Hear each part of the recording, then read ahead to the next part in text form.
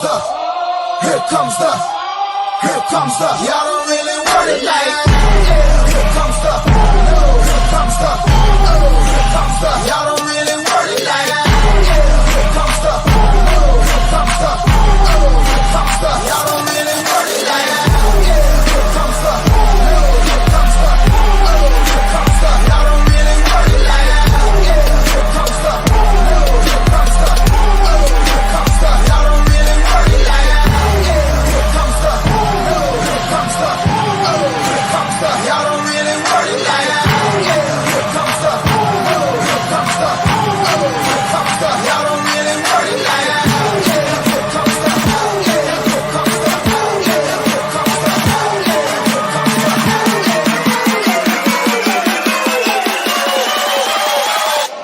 here comes the.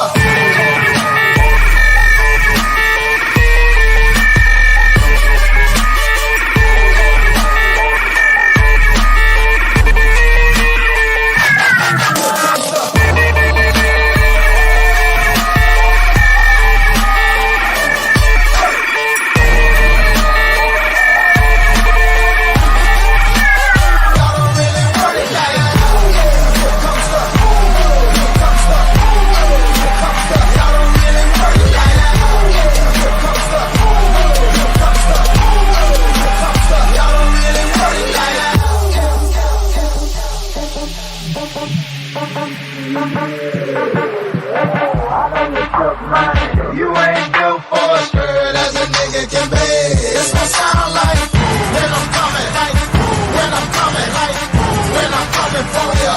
It's gonna sound like when I'm coming, when I'm coming, when I come for ya. It's gonna sound like here comes the, here comes the, here comes the,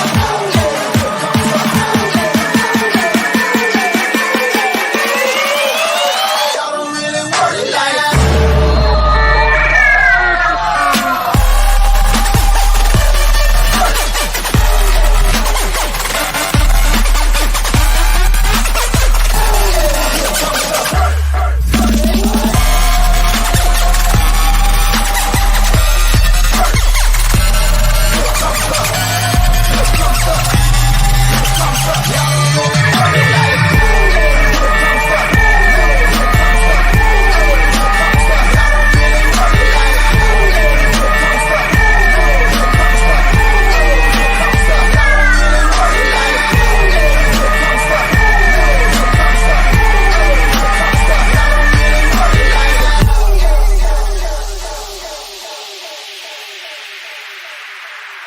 What is going on, everybody? Happy Sunday. You made it to the end of the week. Welcome to NFL Week 9. Excited to have you guys with us right here on the Gridiron Gang. That is Shaggy Betts. That is Vsauce. That is Jess Sook. My name's Sweatpants Jesus. So stoked to have you guys with us right here on the Betting News Network. We appreciate you guys stopping by and starting your Sunday with us. What up, Never Hit Good? What up, Landon? What up, Grealish's Caps? What up, everybody in the chat? Yes, we do need to update the background to get Devontae Adams on his appropriately fit.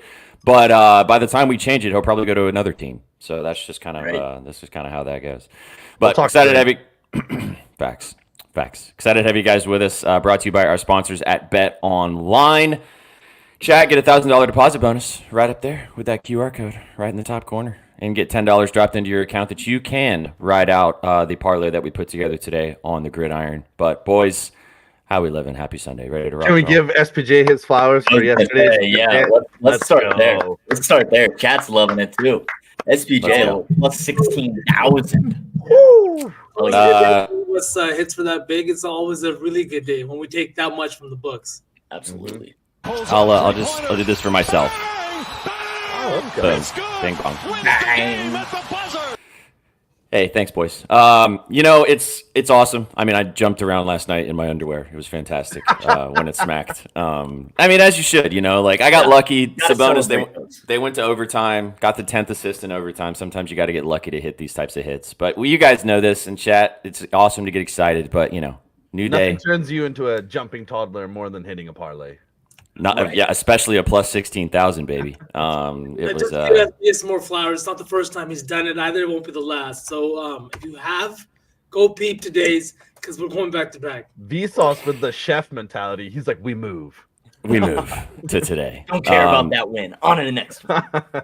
I mean, the cool thing is, and you guys know this, we've been doing this for multiple years, and the amount of cake I've sent you guys is, I could build a factory. So I was just happy that I posted it because I wasn't going to, and then I was like, nah, fuck it, I'll throw it out there today, and that's how you do it. It's also the best part of this is like seeing other people that you didn't even know existed put like a buck on it and win. That's my favorite part. Yeah. Posting people, I'm like, I don't know who you are, but you just won $200, so congratulations, which is sick. But new day today. Thanks for the flowers, chat. Appreciate all you guys. But we got a huge slate in front of us today. I did post a 2-teamer. If you want to run it, maybe we go back to back. We'll see. Probably not. But hey, you might as well put a couple bucks on it and see what happens. Do you believe in Jesus? I do. Every day, all day, especially on Sundays. You might as well. I have a request. Could you show that cup you're using? Because I love that cup. Every time I go to your house, I use it. And just because Vince retired yesterday, Toronto got the dub against DeMar DeRozan and the Kings on Vince's retirement night. That was fucking fantastic. But yeah.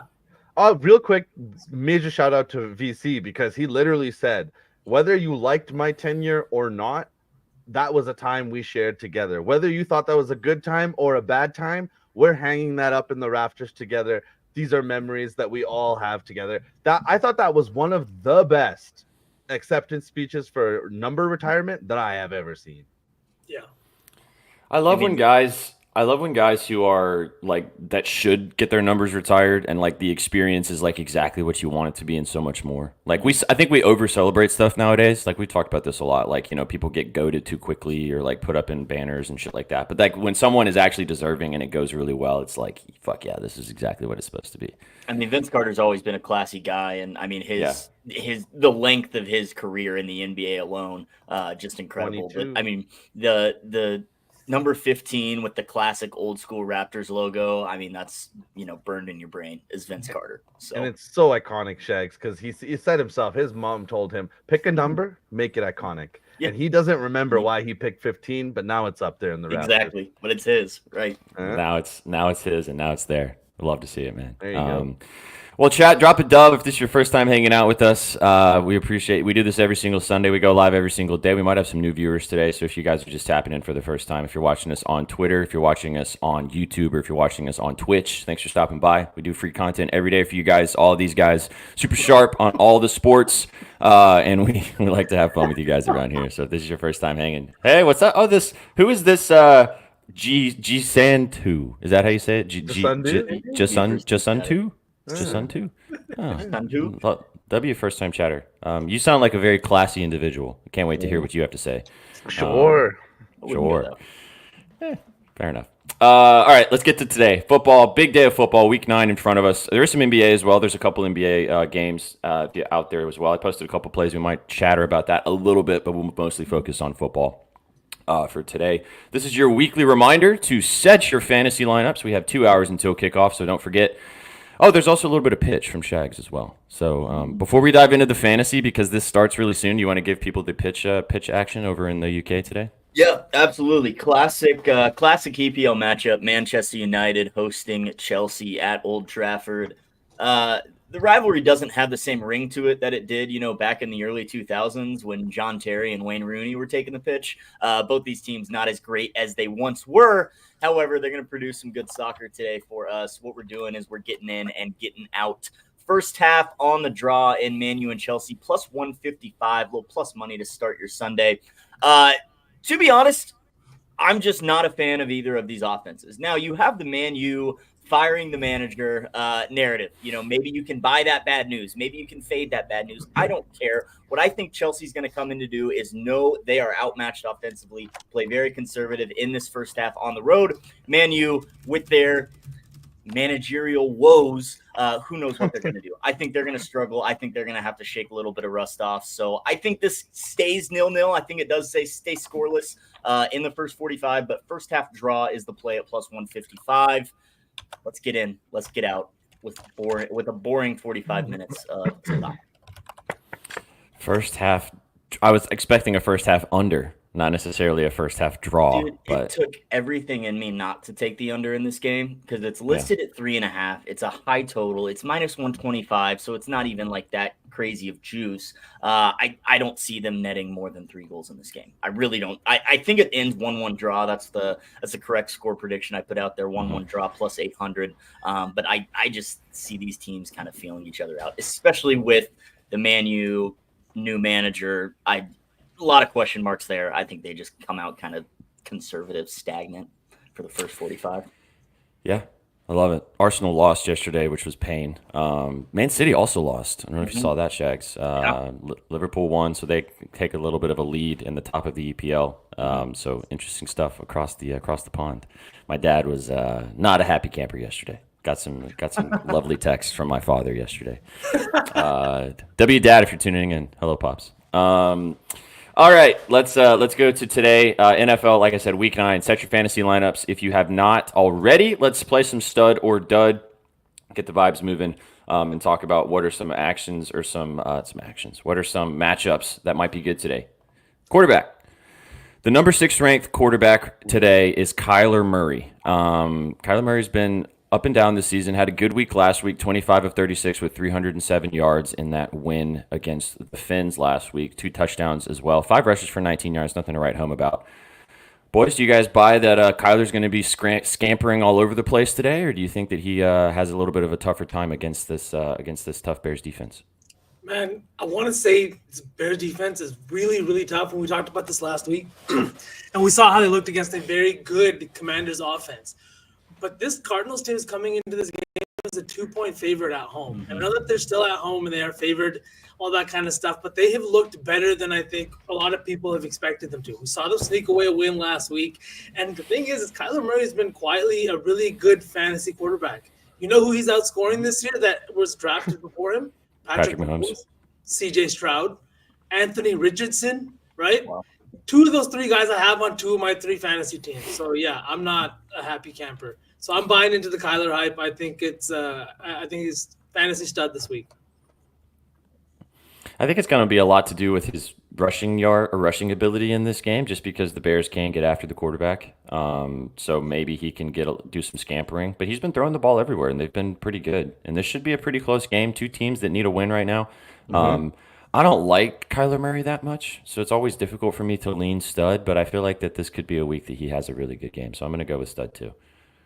I kind of lean that way. It's obviously tough face in the Bears defense, but the Cardinals as a whole, they're kind of trending in the right direction. Winning 2 straight, winning 3 out of their last 4, back at home against, are the Bears a good football team?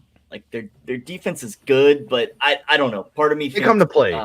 Yeah, they come to play. I'll give them that. Part of me thinks this is a game the Cardinals kind of just dominate from start to finish, which would coincide with Kyler having a big game. So I lean stud here, even against the Bears D.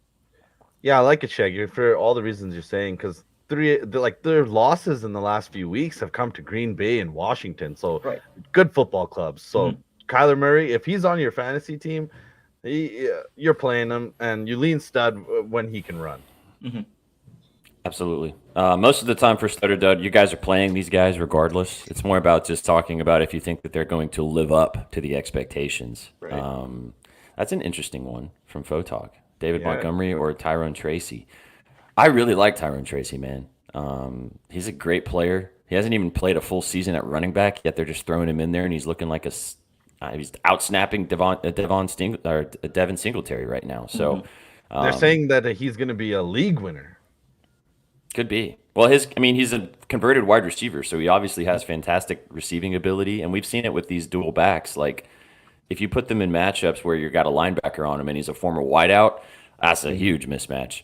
Fantastic receiver. That's why he dropped that screen pass to cash my we have only seen the potential of Tracy 1 week when he caught 6 balls for 57 yards. Other than that, we've only seen him as a back so far. So we haven't fully seen the potential of that dual threat unleashed. Yep, facts. I think I would lean with Tracy just to answer the question before we go to running backs, but over Montgomery.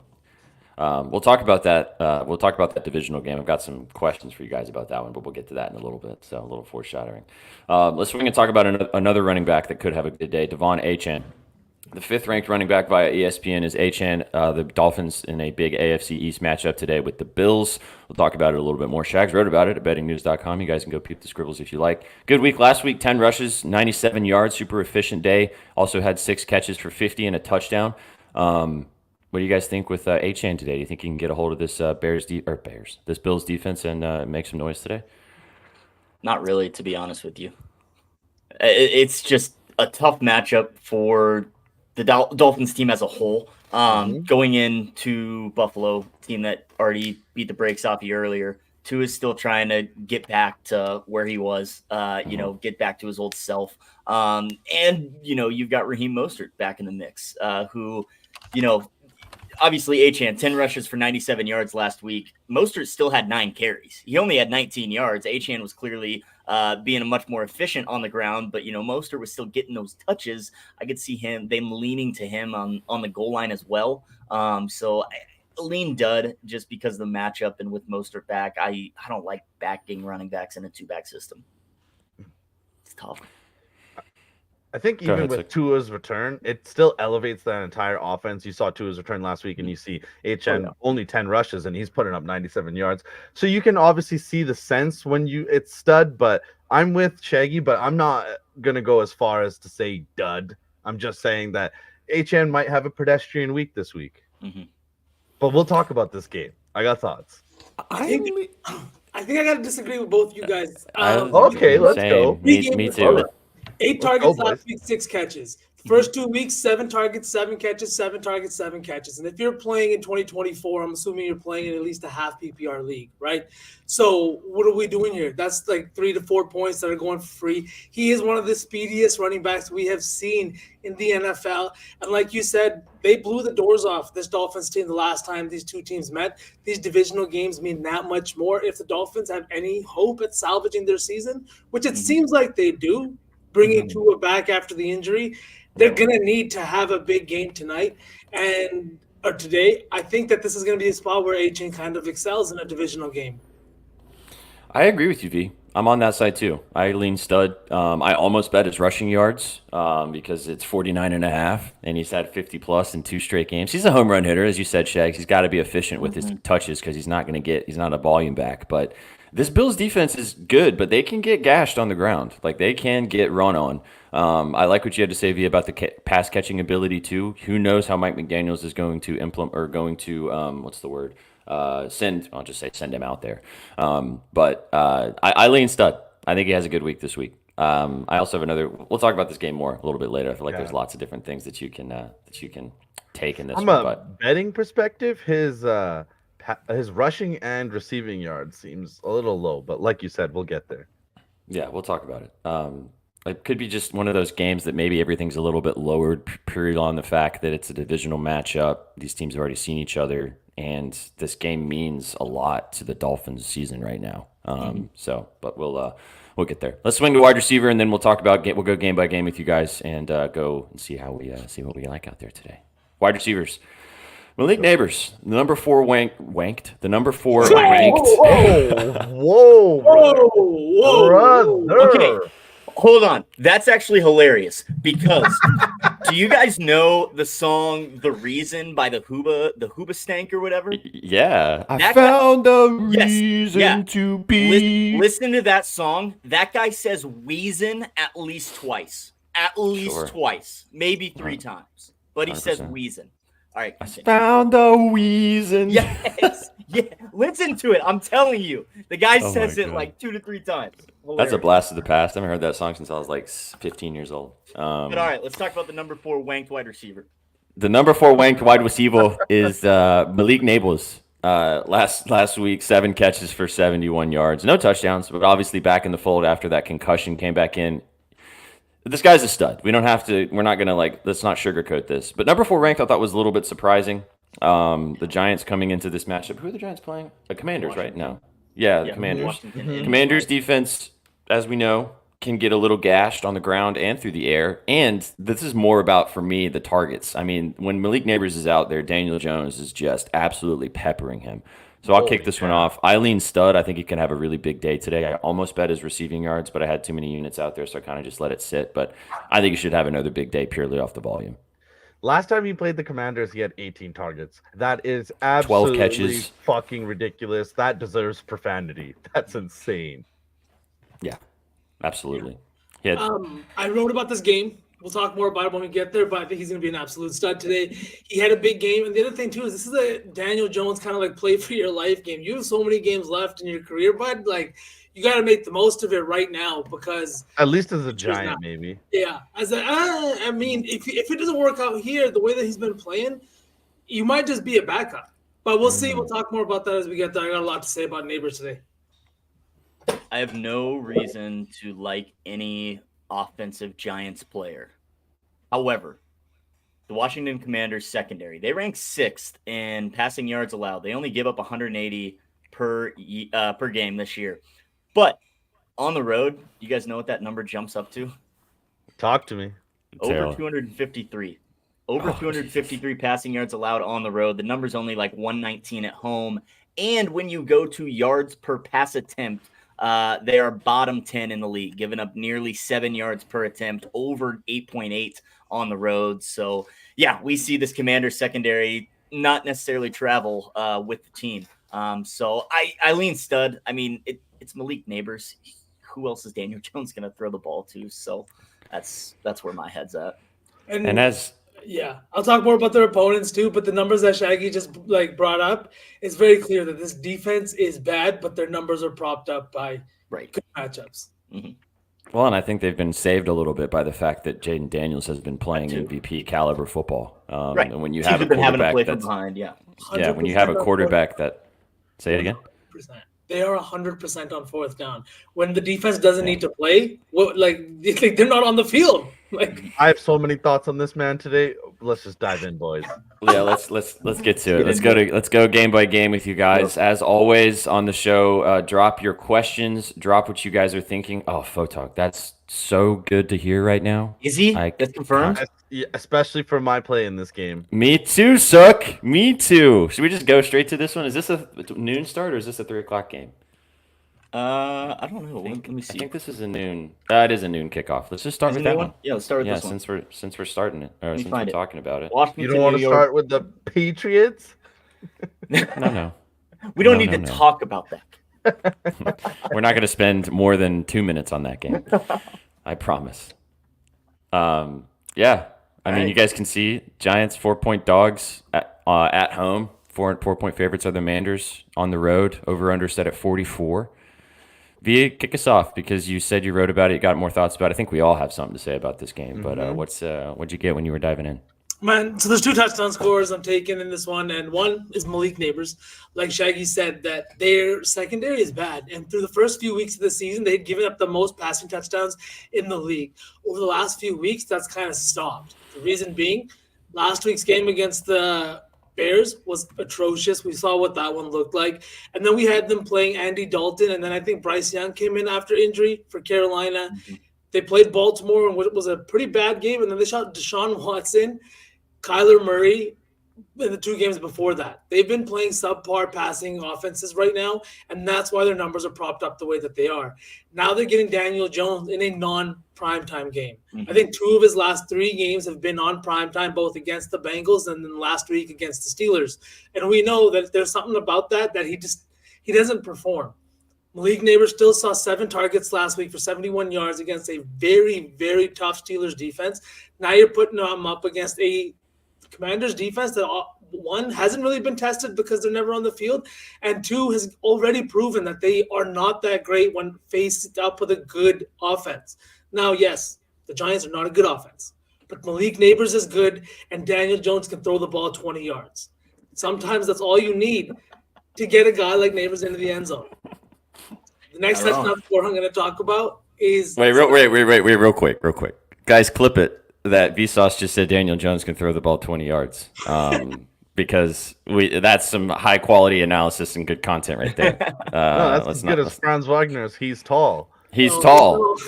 He's tall, Sook. Hey, but that was expert analysis because that's smacked with these too. So sometimes don't put it past us, boys and girls. Sometimes the easy shit just is easy, you know. But. Yeah. But no, I love that. And the next guy I'm taking, this one's a little bit more cheeky, is plus 240. It's Zach Ertz on the side of the Commanders. Yes, I think he likes this one a lot too. He won't leave me alone. But it's Zach Ertz today. He's getting to the end zone. Last week he should have had a touchdown. He had one and he hit the ground, and for some reason the refs called it not a touchdown. It was very clearly a touchdown. He was down in the end zone before the ball popped out. Super weird situation. But he leads this team in red zone targets, and he only has one touchdown to show for it this year. This Commanders offense has been really, really good. They're 100% on fourth down. They are third in the league in third downs, and they just move the ball constantly into the end zone. A lot of times they're ending up with field goals at the end of these drives, but I think against the Giants front seven, where they're going to have to look at a guy like Zach Ertz, who has also had great success against this Commanders defense because of his history in this division, playing with the Eagles and now playing with the Commanders. He's got 7 touchdowns over in his career against this team, and 6 of them have come in the last 7 games. I love him to get in the end zone today at plus 240. So give me Zach Ertz and give me Malik Neighbors to get in the end zone. I like both of those a lot. I kind of like the over in this game too. I think it goes over, man. It's weird saying that with the Giants team, but I like it. 44. I'll throw out what I have, and I think Sook and I might be on the same page here, but I'll see what he's thinking. I'm gonna say this, and Chad, if you guys like this, I'd go bet it now, because especially if Robinson Jr.'s out, I feel like this line's going to continue to move. It just moved 3 yards staring at it right now. I got Austin Eckler over 42.5 rushing and receiving yards. It's now 45.5. He's hit this in 1, 2, 3, 4, 5, 6 of his last 7 games, splitting time with Brian Robinson Jr. Isn't it Brian Robinson Jr.? Isn't that right? That's Junior, yeah. But in the last game against the Giants earlier this season, he had 47 receiving yards, purely receiving yards. He also added 38 on the ground. I don't know why this line's set here. We've talked about him a lot on the show with his receiving yards and how low it's been in previous matchups, but I think you're getting a great line here. He's going to get a lot of carries. Or not a lot of carries, but he's going to get ample usage in the passing game and the running game. So if you guys can go find this line now, I'm seeing 45.5. I'm assuming this line's going to continue to keep moving upwards, especially since he's going to be the starting running back now. So that's the read I like in this game. I like what you had to say, V2, on the Neighbors look as well. Like I said, I like his receiving yards. If you like that, I think he should have a good day today. Or his catches. Like Sook said, he got targeted 18 fucking times last time these teams played and had 12 catches. So I like that look too. But I think my favorite's Eckler in this game. Nice. Was that not what you were going to say? I thought you were going to say Eckler. No, it's actually Jaden Daniels rushing yards. I was seeing it at 50.5, so I cut the hook and took it for 50 minus 120. But Mr. Daniels loves to play blitzing teams. We saw this in week 1 when he played the Bucks. He loves to play these teams that just are blitz heavy because they're not actually really good defenses. They kind of masquerade around with that blitz percentage. And I like Jaden Daniels. If you see when he plays blitz heavy teams like Carolina, 50 yards, Chicago, 52 yards. But the ones I love are Cleveland and Tampa Bay, where he had over 80 yards rushing when he played those blitz heavy teams. The Giants are another one of those teams. When he played them, he only had 44 yards rushing, but I think he's going to have a bounce back spot here. And with Robinson out, I think he'll be looking more to create with his legs. So I'm glad he's out. Sorry for Robinson, but I think that's wicked stuff. Even with how high the line is kind of looking right now, with him having 44 yards previously in this matchup, and Dexter Lawrence, it looks like the possible defensive player of the year this year. I don't know. He looks fantastic. That entire front seven for the Giants is the only reason that they have 2 wins on the year. Exactly. Yeah. On Daniels too, as well, especially with no Robinson Jr. He hasn't scored a touchdown rushing in 5 games. 4 games. When, as we saw to start the season, he was getting in like every week. His touchdowns plus 210. Kind of like that. I feel like that they're going to implement that like RPO in the red zone, because Robinson Jr., as we know, can be a vulture down there. So I kind of like that as well. If you want to take Neighbors for a tutty, I don't hate that either. Shags, you got any thoughts on this game? Yeah. I don't know. I don't like any props in this one. I lean with the Commanders, but I am not gonna back them at that number on the road because that's just disgusting. The Giants is such a weird number. I know, man. This smells like Giants outright to me. It smells like Giants outright, right? Oh my it god! was just like what? It was just like the Browns last weekend or whoever it was. Like the that Browns. was so good. Remember we talked about that for the fantasy for the survivor pool. We had who did we have last week? I can't remember. But it's sweat free. Oh, Lions. Yeah, easy money. And say I'm taking this week. We'll talk about it next week on the show if I survive. This line seems like Giants win outright or the Commanders win by a field goal. So I want no part. No. Yeah, not maybe the over. Maybe the over. I was gonna say I like the over. If I had to pick a side or a total, I'd take the over. Right. If you forced me to bet this game, I'd probably bet that over 44. Yeah, not much to like about either defense, and I could see the Giants having a little success this game. So 44, that's not too many. Mm-hmm. Word. It was a 3-point game last time they played, and they finished with 39. Just food for thought. Okay. That makes me like the over even more, to be honest with you. Yeah. First time chatter, Young Reek. Thank you. What up? Absolutely. What's up, Ron? I love guys. Keep dropping in the chat too. Like if you're seeing players in and out, because that helps us out as we're talking through these things. So T. Higgins is out. Tony Pollard and Tyler Boyd are active for the Titans. Let's just go ahead and let's get that one out of the way. We won't spend too much time on it. Let's get this gross game. Ooh, thank you. Just got an shout out Jezo for the sub. Sorry, sub bang. We got a sub bang. Yeah, sub bang. Oh, Chizo. Chizo. Bang. I need to get like one of the announcers like screaming touchdown or something, so we can have one for the show. Ooh, yeah. Just I don't see him. That one to get rid of the other one. Yeah, well, I'm just not going to play that one anymore. We could also that one's just been retired. with the gritty. Yeah, that's true. We can just do that as well. I would rather go up every fucking time that somebody feels the need to do the boom. The only time that we'll play the boom now is for Rogue. If Rogue drops a 5-unit whale, he can have it. That's it. All right, Titans, Patriots. Titans at home -3.5. The over/under is 38 in this game. I like Calvin Ridley in this matchup, 51.5. I got his receiving yards at. I know that Christian Gonzalez is going to be guarding him. Trizzy was asking me about this. We talked about it a little bit yesterday. But Calvin Ridley got targeted. He had 14 targets last week. He went bananas. I don't think that's going to stop again today. Mason Rudolph is starting again for the Titans. And the Patriots defense has not been very good. I mean, Gonzalez is obviously a very good corner, and he will be shadowing Ridley, but I think that Ridley can maybe get him a couple of times. We're only asking for 55 yards here.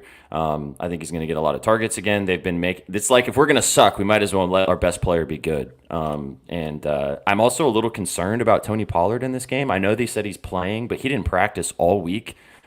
He's got something going on with his foot.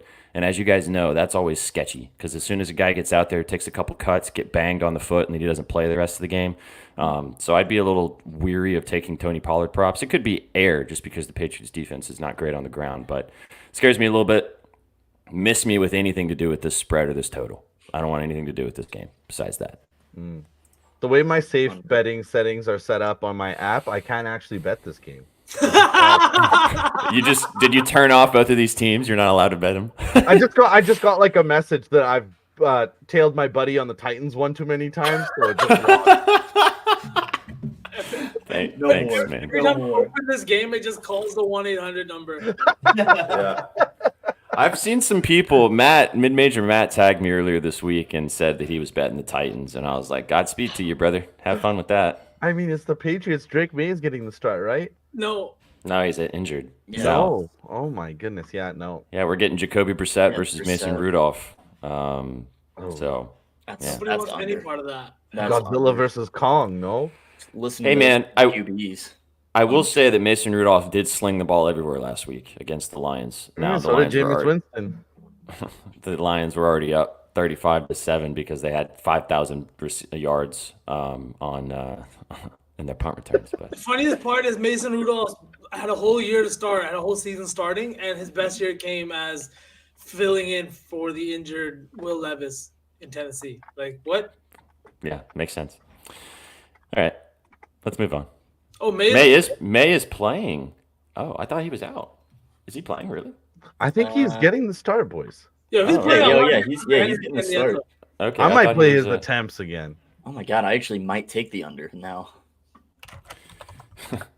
Yeah, Shaggy is literally like, take What about the Drake May actually makes you under. like the under more than Jacoby Brissett? Oh no, I'm just saying. I'm just Okay. saying shit. Both QBs make me love the under though. Yeah, this is always so interesting to me, the concussion protocol. Like, I know that it's person by person, and I'm not doubting doctors and stuff like that, but that the protocol just always seems so sketchy to me. To say, there's your answer, View. I like it more because they're starting a concussed QB. That's probably good for an under. Yeah, there you go. That just proves your point right there. W Yeah, expert, right there. expert analysis. Rusty, Godspeed. Have fun. Oh man, good for you, All right. Rusty. All right, LA, Cleveland, Chargers going into the dog pound. Basically a pick 'em, slight favorite, 1.5 points. Total set at 42.5. This is kind of another one to me, like the Patriots Titans. You should probably just call the number if you're diving deep into this one. But what do you guys think? I know Sook's got something. Well, this game scared me, but I do like Ladd in this game. I haven't officially pressed the buttons, but I was weary of him last week, and I wanted to take the other guys in the wide receiver room, but I like that kid. I think he could play good, and like Shaggy said, when you're labbing this game, it scares you, and you do think about your life choices when you're clicking a lot of drop-down menus on a Browns game. I mean, Ladd McConkey's a good look. Did you guys see that Jim Harbaugh compared him to Steve Smith Jr. this week? Or Steve Smith Sr., excuse me. No, yeah, he made a direct comparison in a quote that Ladd McConkey reminded him a lot of Steve Smith Sr., the way he like gets open and does stuff. So Somebody send him back to the old folks' home. 60 yards for plus money for a kid that loves to play this game. He's a rookie, correct me if I'm wrong. It just seems like a low number, but plus money is sketchy, and this whole game is fucking sketchy. I mean, Josh Palmer's yards are under 30. Yeah. I mean, I kind of like Winston purely off the fact that, we saw what he did last week, but that was against the worst secondary in football. So, But we talked about it last week, SPJ. He did that, like, last time he stepped in a role like this, he did it for like 3 to 4 weeks. It wasn't just a 1 week flash in the pan. 245.5 is his passing yards. Chargers do have a good defense all around, so I think it's a little bit. I think there's a little bit problem. He does. Look at that beautiful mustache. Happy Movember. Are you doing Movember? Movember, NZ. Oh yeah, brother. Okay. Let's go. Oh yeah, Nice. you know it. Support the boys, man. Hug your bros. Hug your bros and their nuts. All right. Anything else on this one, or shall we move to better football? I got some stuff on this one. I've got. Oh, you do? Oh, of course. I might have to call the number, but I'm gonna have to have someone place my bets. Like I said, it keeps calling the number from my phone. But look at this spread. The Chargers is a team that everybody's kind of hyped up, in my opinion, with Harbaugh and everything, and maybe how defenses looked. But we just talked about the Commanders being propped up against bad opponents. The Chargers are in a similar spot, in my opinion. Their toughest matchup was against a Chiefs team that was, I'm pretty sure, reeling from injury at that time. I think they had just suffered the loss of Isaiah Pacheco for multiple weeks. Mm-hmm. And again, Travis Kelce wasn't healthy the first few weeks. I'm convinced now with the way he looked last week. And this offense wasn't clicking. That was their toughest opponent over the last few weeks. They played a New Orleans team with Spencer Rattler. They lost to the Cardinals. And then they played Bo Nix and then a Pittsburgh team that had Justin Fields. And then again, Carolina. I'm not sold on this Chargers team whatsoever. And I think that this Browns team looked the best that they've ever looked. I don't know if you guys saw the game last week, but the atmosphere in the stadium was insane. The announcers, they had all of that. I can't remember his name, but rest in peace. They had a really big, famous announcer that had been calling Browns games for a long, long time past. And it was just like a big, big moment. That game winner by Winston, the most points that they've scored all season, right? 29 points, and he threw for 300-plus yards. The guy that I'm targeting, though, is David Njoku. Over the last 2 weeks, he's seen 21 targets, 15 catches, 137 yards, and 2 touchdowns. Nobody is being targeted in the red zone more than Njoku over the last 2 weeks. And in the last 2 weeks with Winston coming in at the end there, he was the guy that threw Njoku the touchdown to finish off that game. their offense just looks much, much better with Winston under center. And I don't know if you guys have heard about all that nonsense with him and his contact lenses and how he wasn't wearing contact lenses for like the first 6, 7, or 8 years of his career, right? So he's literally throwing out blind. Apparently, the rumor is We got LASIK, baby. Bruce Arians was black. That was the rumor. That has to be a fake quote. He said it to Bruce Arians. Holy fuck, V. He's like, Coach, I thought you were black. And that was definitely Jameis Winston just being Jameis Winston for sure. You know how this guy is. He was quoting Eminem after the game last week, right? And I thought I got out of pocket on this fucking stream. There's no making sense of it. There's no making sense of the Browns right now. And Kevin Stefanski has shown he's going to throw the ball. Doesn't matter who's under center. He's throwing the ball 40 times with Deshaun Watson, bum ass, and he's throwing the ball 40 times with Jabu. 41 times. He recorded a 67% completion rate, and they scored 29 points. Give me Njoku to get in the end zone. This big-bodied receiver against the Chargers defense that I think is subpar. I kind of like what V is thinking because you're talking about a team that's going to be completely different. When there's a subsection of your fans that actually cheer inadvertently when your quarterback that's being paid a buttload of money goes down with a horrific injury that has a year-long rehab. When you have fans cheering when that happens on the field, vibes cannot get any lower. So this week for the Browns, they can only go up, and Njoku's target share can only go up with this new quarterback. So I love it, V. I actually did write about it. If you want the full stats, keep them right here. You can also, I mean, the last thing about this too is the Chargers defense, like you mentioned, maybe a little bit inflated, but against the tight end, they have not been very good. They're allowing almost 60 yards per game to the tight end position, bottom 5 in the NFL, and to that stat. So good matchup, best pass catcher on this team, I would say, and looking to take advantage today. So, word. You guys lean aside in this game? I kind of lean Browns to cover, or maybe just win outright. What's the Browns team total? 19.5 juice to minus 150. Yeah, well, there you go. You'd have to take 20.5 or 21 to make it worth it. It's tough for a team that plays in the dome in sunny California to come into Cleveland in the middle of November, boys. It's not fun November for 3rd, these teams when they come out on the road and they had to play in the frigid temperatures. Still not full winter, but yeah. It's November 3rd, and it's probably like 60 degrees in Cleveland. But I get the sentiment that you're going for. Your body hasn't acclimated yet. That's why.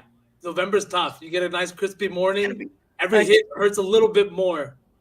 Nice sunny and 60 for kickoff in Cleveland today. Light breeze, 9 mile an hour to the northwest. Hey, man. Sentiment still exists, though. I like the Browns, too. I would lean with the Browns. I'd say screw the 1.5 and just take the money line. But facts. Either way, I would just say take. I like this too from Gizo. Chubb. I think Chubb has a good chance to get into the end zone this week. He's seeing more and more snaps, and he's seeing more and more touches in the offense.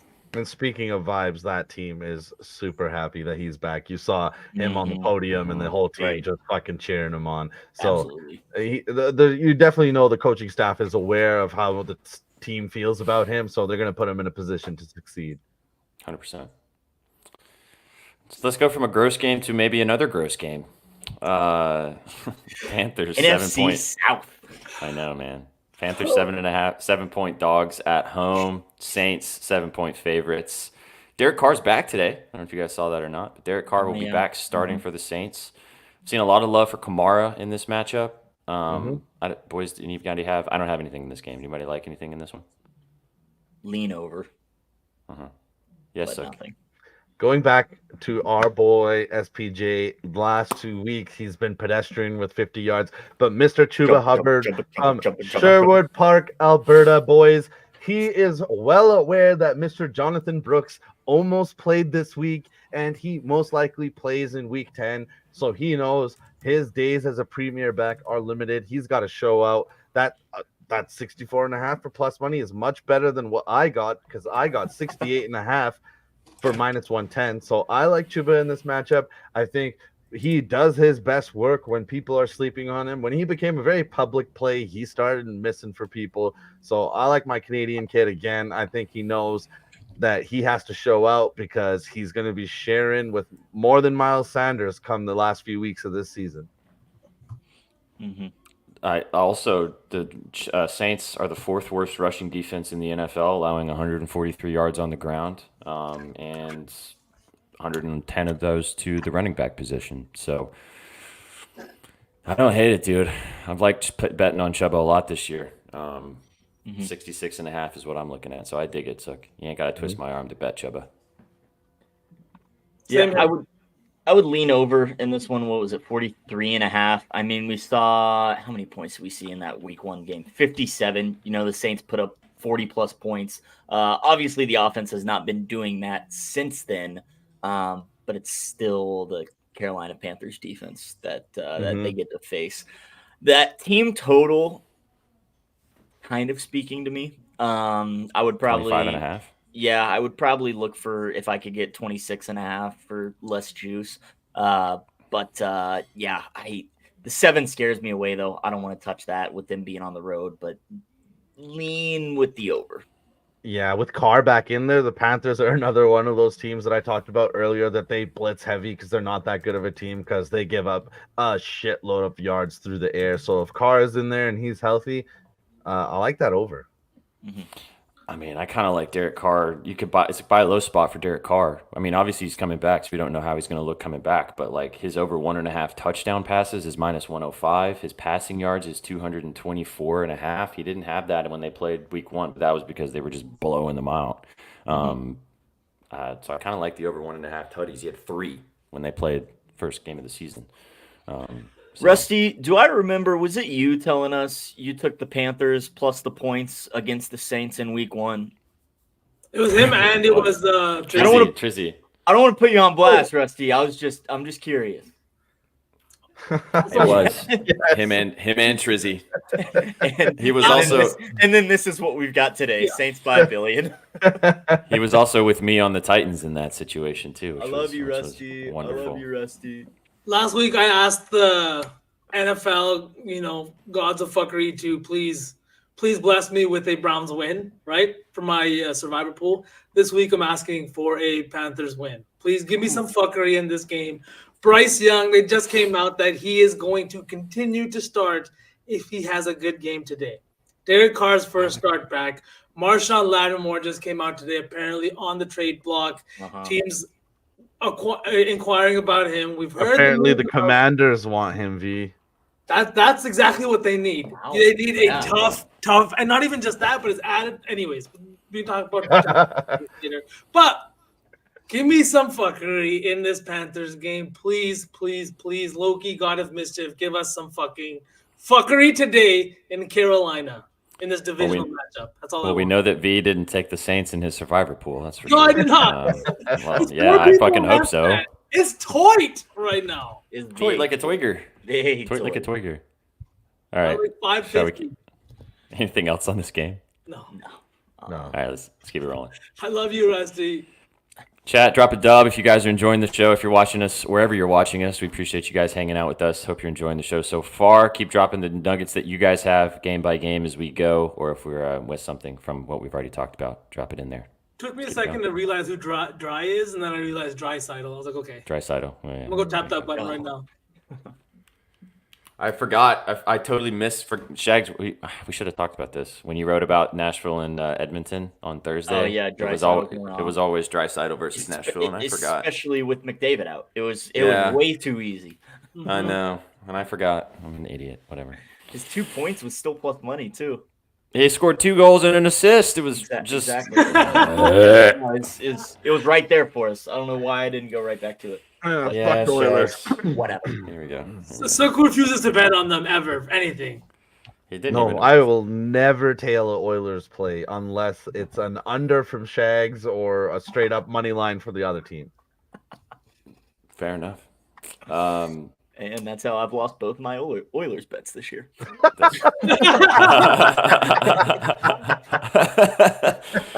Oh man, pick sheet as long as Shag's hair. Let's go, Papa Shags. Papa Shags feeling frisky today. Yeah, he did send me a CVS receipt full of plays. Let's go, Papa Shags. Hilarious. I hope you parlayed them all together sorting them through because they're all hidden. Mm-hmm. Is it props? Does your dad do props in NFL, or does he stick with sides and totals? Sides and totals. He bets Sides the and NBA totals. though. He does. He occasionally. He does. Yeah, it's quite the CBS receipt that he's got here. I'm still sorting through them all. But it's I will say, not to put him on blast, but today might be the day to tail him. Today might be the day to tail him. Okay, right. He might be due. The ship is turning. Yeah, Papa Shaq's good. Absolutely. Man. Great man. W man.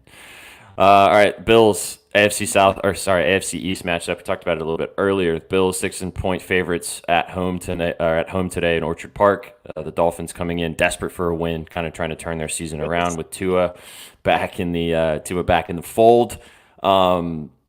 I'm gonna go ahead and get my play out there, and then we can talk about some other stuff in this game. I told this to Shags yesterday. This might be my favorite play of the entire week, which always concerns me a little bit. I tried to look at the props board a little bit different this week because I haven't been doing as well as I wanted to. So I was trying to look at angles and find things a little different. I took a lot of longest completions this week, or longest rushes, and then I took this prop in this game. Give me Tua Tagovailoa to have 6 rushing yards. Over 5.5 is the line. Now, this is the type of play that he's going to probably only get it on one carry. So you got to hope that he carries the ball once. But he's done this. And I hope he slides. I was going to say Miami Dolphins fans everywhere hoping this prop does not hit today. When I saw this banner in the thing, I was like, SPJ wants him to die. Well, all right. So here's the deal. So obviously he got hurt when they played last game running, but he'd already cashed his rushing yards at that point. He's cashed 6+ rushing yards in 6 straight games against the Bills, and in 8 of 10 times that they've played throughout his entire career, because obviously they play each other twice every season. He's also hit this every game he has started this year, usually in 1 to 2 carries. He's usually good for 1 scramble, and as we said, the Dolphins really, really, really need to win this game. So there's going to be some situations that the play's going to break down. He's going to go for a little scramble, get us a nice little 6 yards, slide, and we cash. We don't ever have to take this prop again.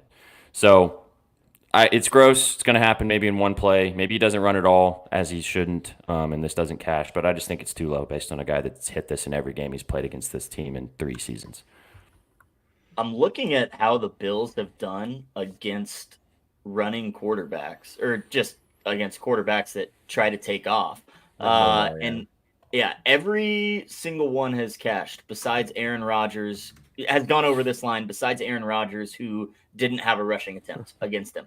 But I mean, every other quarterback has soared over this line specifically. Mason Rudolph did it. So yeah, Tua can kind of trip and fall forward and maybe cash this line.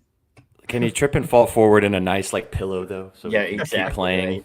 Right. Nice way.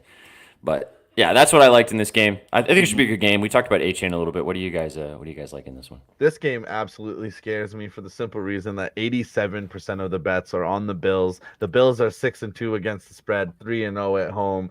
And as we know, as dudes that place wagers week in and week out, this could be a weird game. Mm-hmm.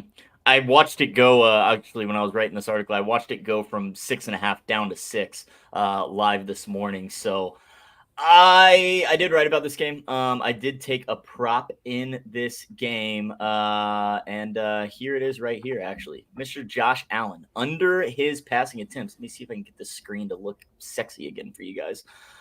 Josh Allen, his passing attempts, under 31.5 passing attempts. I did find this actually at even money.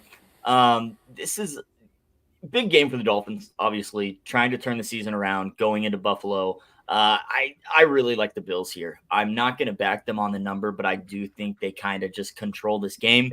And I think Allen has an easy day at the office. I don't think they have to use his arm very much. Under 31.5 attempts is a number that he stayed under in 6 of 8 games. He does have 2 games ending with exactly 30 attempts, but he has gone over this number in the past 2 with 34 and 33 attempts in back-to-back weeks. Against the Dolphins earlier this season, he only had to throw the ball 19 times for them to dominate to a 31-10 victory. Allen, a guy that's not afraid to use his legs, obviously. So, he's not going to throw the ball into trouble. He'll just tuck it and run with that big body. So under 31.5 pass attempts for Josh Allen. I got it actually at even money is what I found it, but still like the price at -115. my God, this is a weekend at a sweat lodge, and I am in. This is what you do. This is what you do, chat. You take 2 over 5.5 rushing yards. You take under 31.5 passing attempts for Josh Allen, and then you hold your nose and you cash for these. And you I just got another play if flinch. you want to add it in there. Throw it in the mix and sweat another one out. It's a receptions prop. I don't often take receptions prop. I'm a big receiving yards guy, but I just think that the target are too much to ignore. It's Devon A-Chain, over 4.5 receptions. I got it at minus 120. You can still get it around that number depending on book. It's a little juiced now here on BetOnline, but honestly, it's his target share when Tua is in the game. If you look at his average depth of target, it's less than a yard. Most of his catches are coming right at the line, and it's this Dolphins team trying to get him into space. They want him to run the ball, but they want him to do a little bit more of it on the outside, a little bit more in space, just because of how fast he is. That's why he had 10 rushing attempts last week, had 97 yards, averaged almost 10 yards per carry. But the thing is, he's doing it in the passing game as well. Tua loves passing to him. It's a big part of Mike McDaniel's offense, these short screens and these short kind of plays, whether it's to Tua, whether it's to even Waddle sometimes. But I really think A-Chain is going to have to be worked into this game. Last week, he had 38 offensive snaps, and I think it was Mostert had 30 out of their 56 offensive snaps. But out of those 38 snaps, he touched the ball 17 times, or he was targeted 19 times, targeted or touched the ball. That means when he's on the field, the team is trying to get him the ball and waiting for that kind of home run play. I'm taking the over 4.5 receptions for this one, and I do have this one laddered today up to 7. Ooh, nice. I like this. We talked about it a little bit earlier, like kind of why you probably leaned with him being a stud, because it'll help your bet out. Yeah, I like the matchup too. This Bills defense is pretty pesky, but I feel like that Tua is going to have to kind of do some dump offs. Also say this. Thank you for reminding me, SPJ. But the Bills, they're allowing the most receptions to opposing running backs. They're allowing the most targets to opposing running backs and the most yards. They've also given up 3 receiving touchdowns and 4 rushing touchdowns to opposing running backs, letting running backs score 7 touchdowns in 8 games this year. I know that the Bills are good, but like I said, divisional matchups are tougher, and it's even tougher to go 2-0 in them. Last year, the Packers beat the Lions in this very spot on Thanksgiving in Detroit, right? It was a similar spot. It's hard to go 2-0, especially when you've already beaten the team so handedly the first time. Mm-hmm. I think we can. Do we all lean Dolphins to cover here? Is that what I'm hearing? I don't think Shaggy does. Shaggy's had a whole thing about the Bills. He talked about the Bills under, and I mean, I know, but I don't have a lean on the side. If you forced me to bet a side, I'd probably take the Dolphins. But I don't know. I want no part of the side. Anything else on this game, guys? Should be a good one. Tyreek, I guess. Right? Tyreek too. Let's not sleep on Tyreek. This is the messy game that decides what the rest of Miami season looks like. Exactly. Absolutely. Yes. This is honestly Miami Super Bowl. Absolutely. It's this divisional game. That's how they have to play, Shags. Yeah, absolutely. When you're getting your quarterback back, not that great of a first game out. Now you have to go into Big Brother Stadium that's beaten you to a pulp the last however many games, and try and get back to the rhythm and the groove that your offense had. Yeah, I don't see it happening personally, and Tua had fumbles last week, and it's just but he's still a good quarterback, and he elevates that whole offense as a game manager. Absolutely, 100%. It's just a weird game. This is one of those games that I'm just gonna watch. Right. Yep, I'm so with you. This is definitely a do or die. This, as you said, this is their Super Bowl this week for the Fins, and I think that they play like that. We'll see. We'll find out. 20 minutes, boys. Hold on. 20 minutes. Defense. Boring soccer. Hold on. Is it 0-0? 0-0 still. 28 Come minutes. on. Hold on now. Come on. All right. Shall we keep rolling? Yeah. Let's do it. Dallas Cowboys going into the Mercedes-Benz.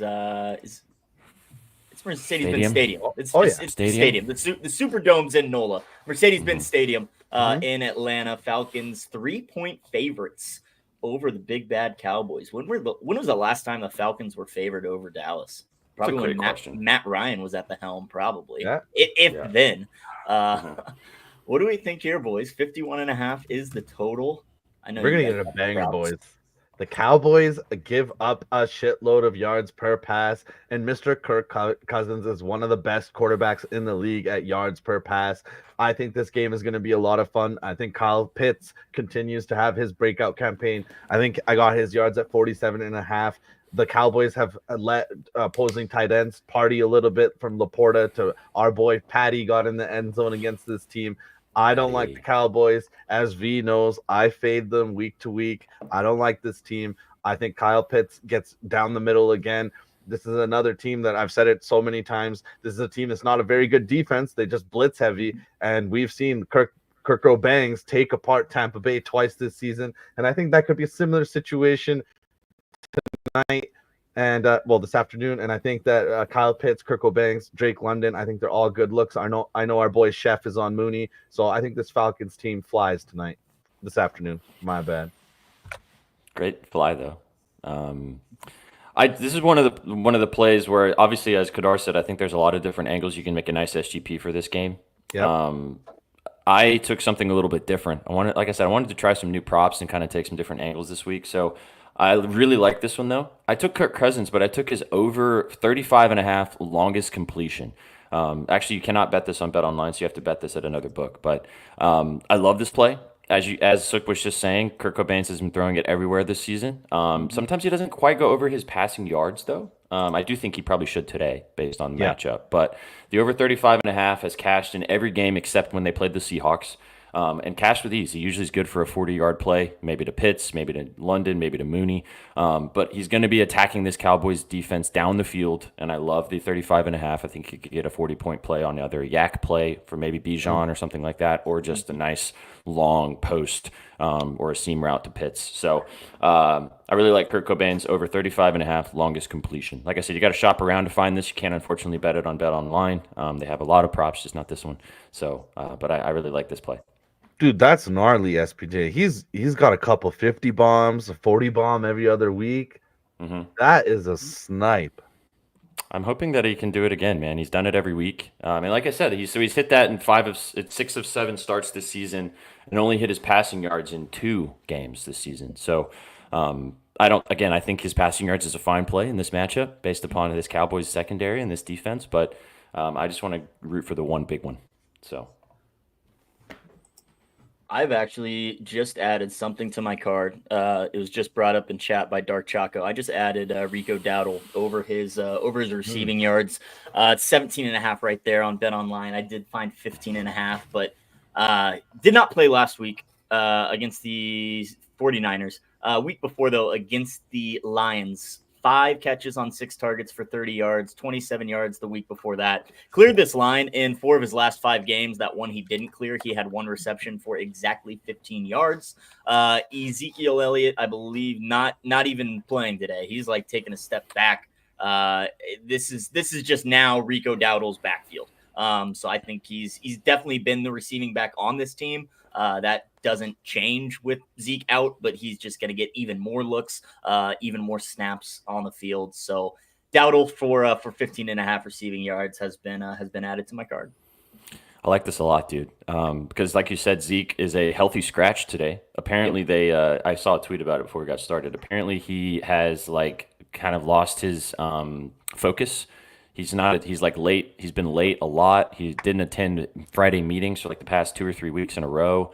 So there's something going on with I think he's also not very happy with his usage. So that usually he's disgruntled and he's not playing today. So this is, you said, he's a disgruntled employee. We love those. Yeah, great snipe. Yes, sir. All right. Well, anything else in that game? Everything you guys said about Pitts is the reason that I'm on his touchdown today. I think that, he kind of got that proverbial monkey off his back with 2 touchdowns last week, and now against Dallas at home. This is even though Cowboys are bad, they're always going to be a statement game. When the Cowboys come to town, their fans travel with them, and it's not a long trip to Atlanta. There's probably going to be a good amount of Cowboys fans in there, and I know Atlanta would love to show out, right? So give me Kyle Pitts to get in the end zone. I like the value there, but that's about it. Yeah, this is the SGP, like you guys were saying.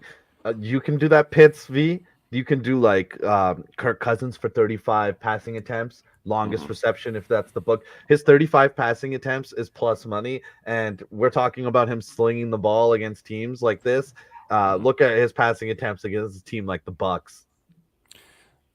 Another one to mention for this game, because again, I was looking at longest receptions or longest completion props this week. Another really good one that I ended up not betting. I went the Kurt Cobain's route just because I lean with the Falcons. CeeDee Lamb has gone over his 25.5 longest reception in every game this season. Surprised the line was 25.5. What's up, YouTube viewer? I don't know why it's 25.5. It's hitting every game. So if you think, I think CD can have a good game against this Falcons secondary. I don't think that there's gonna, not anything crazy to write home about, and it's CD Lamb. So if you want to take his yards at 86.5, you can. But just the longest reception was speaking to me at 25.5. So another one. Going just to re-emphasize my Rico Dowdle look, the Falcons against the Bucks last week, to their 2 running backs, Bucky Irving caught all 7 of his targets for 40 yards. Rashad White caught 5 of his 6 targets for 38 yards. So Rico Dowdle is the clear receiving back in Dallas. So I think I'll have a big game. W Chatter for bringing that up, because I looked at it, I wasn't going to take it, and I saw it in chat, and as we're talking about this game, had to First time chatter. First time chatter convinced Shags to bet a winner. So there you go. Dark Choco, let's go, man. You and me. Dark Choco hits different. And maybe a last point on this game, if you do like the Cowboys, because we kind of talked heavy on the Falcons, they are 3-1 against the spread on the road this season. So there's that. Interesting. +3 even money right now. So kind of a big game for the boys, honestly. They need to get a win right now. They're kind of sliding a little bit, and we know that Dallas media can get very, very nasty very quick, and I feel like it's heading that direction right now. So I mean, you've lost 2 straight. You're in 3rd place in your division by 2 games, and your schedule's not necessarily getting easier. You still got the Eagles twice. You've got the Texans. You've got the Commanders twice. You've got the Bengals, the Bucks. And I think Dallas Vegas needs this win. Yeah, Vegas is kind of telling you with that +3 that it could be a close game, high scoring, and they've got that guy that can absolute kick the shit out of the ball. You know how salty Jerry Jones has to feel right now that they let Dan Quinn walk and go and be the head coach for the Commanders, and now they're top of that division right now. Oh yeah, you know how he must lay at night and think about that. He has to. Keeps him up for sure. Sure. All righty, another one. Gross. I think this might be the biggest spread on the board. Denver +9 going into Baltimore, total at 46.5.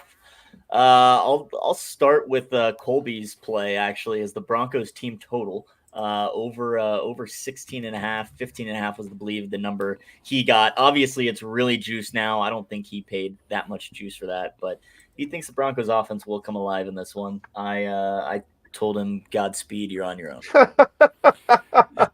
He actually did pay that much juice. You can check the staff article. It was -155. Okay, he did pay the juice thing. Yeah, -155. That's my point. He likes it a lot. Right. It is his staff article play. He knows I've been giving him crap for being bottom tier, and now he's gone 2-0 since then. Yeah, exactly. Okay. And he's turned it on, and this is the play that he is putting his nuts on the table for today. So Broncos team total, Godspeed, Colby. I mean, 3 out of the last 4 weeks they've put up numbers surprisingly comparatively to their first 3 weeks. It's 2. Let's not talk about that. Hang on though, because the Ravens are great, but we've talked about this Ravens secondary a lot on this show. The Ravens secondary is the worst in football. They get absolutely torched through the air. That's why I took Cortland Sutton over 51. But Cortland Sutton had 100 yards through the air last week. Bo Nix actually had a pretty good game through the air last week as well. And this Ravens secondary sucks, dude. They are so bad. They cannot stop anybody. You're giving me Cortland Sutton, who had 8 catches last week for 100 yards against the Panthers. So it's the Panthers. But again, this Ravens secondary is worse than the Panthers. So I really like Sutton. I laddered it to 100. It's one of my 2, let's see if I can go back-to-back plays because I think that he should have a good game. I kind of like Nix too. His passing yards, I think he should have a good game as well. I don't think that the Broncos are very good, but again, this Ravens team has been getting absolutely torched through the air. No. Yeah. Did someone score? No. We're good. We're just Okay. there we go. Just All right. right. And it's 15 never minutes. a bad look, 7 SPJ, to minutes. take a guy that's had 3 games this season of double-digit target share. So He had 11 targets last week for 8 catches. Nothing against the Saints, but the Saints have a pretty good passing defense. 4 catches and 6 targets against the Chargers. Another pretty good pass defense. He's Bo Nick's favorite target. Like there is, he throws it to him the most. On the other side, I took Lamar Jackson, but this is another kind of gross one. Instead of, because I mean, you guys could take Derrick Henry if you want, have fun. But this Broncos defense is actually pretty good against the run. They're really good at stopping the run. They're one of the best rushing defenses in the NFL. But I went with Lamar Jackson. Do you guys know a prop for Lamar Jackson that's hit in every single game this season? His over 14.5 longest rush. He has rushed for a 15-yard carry in every game this year. And I'm going to guess that he's going to do it again today against this Broncos defense.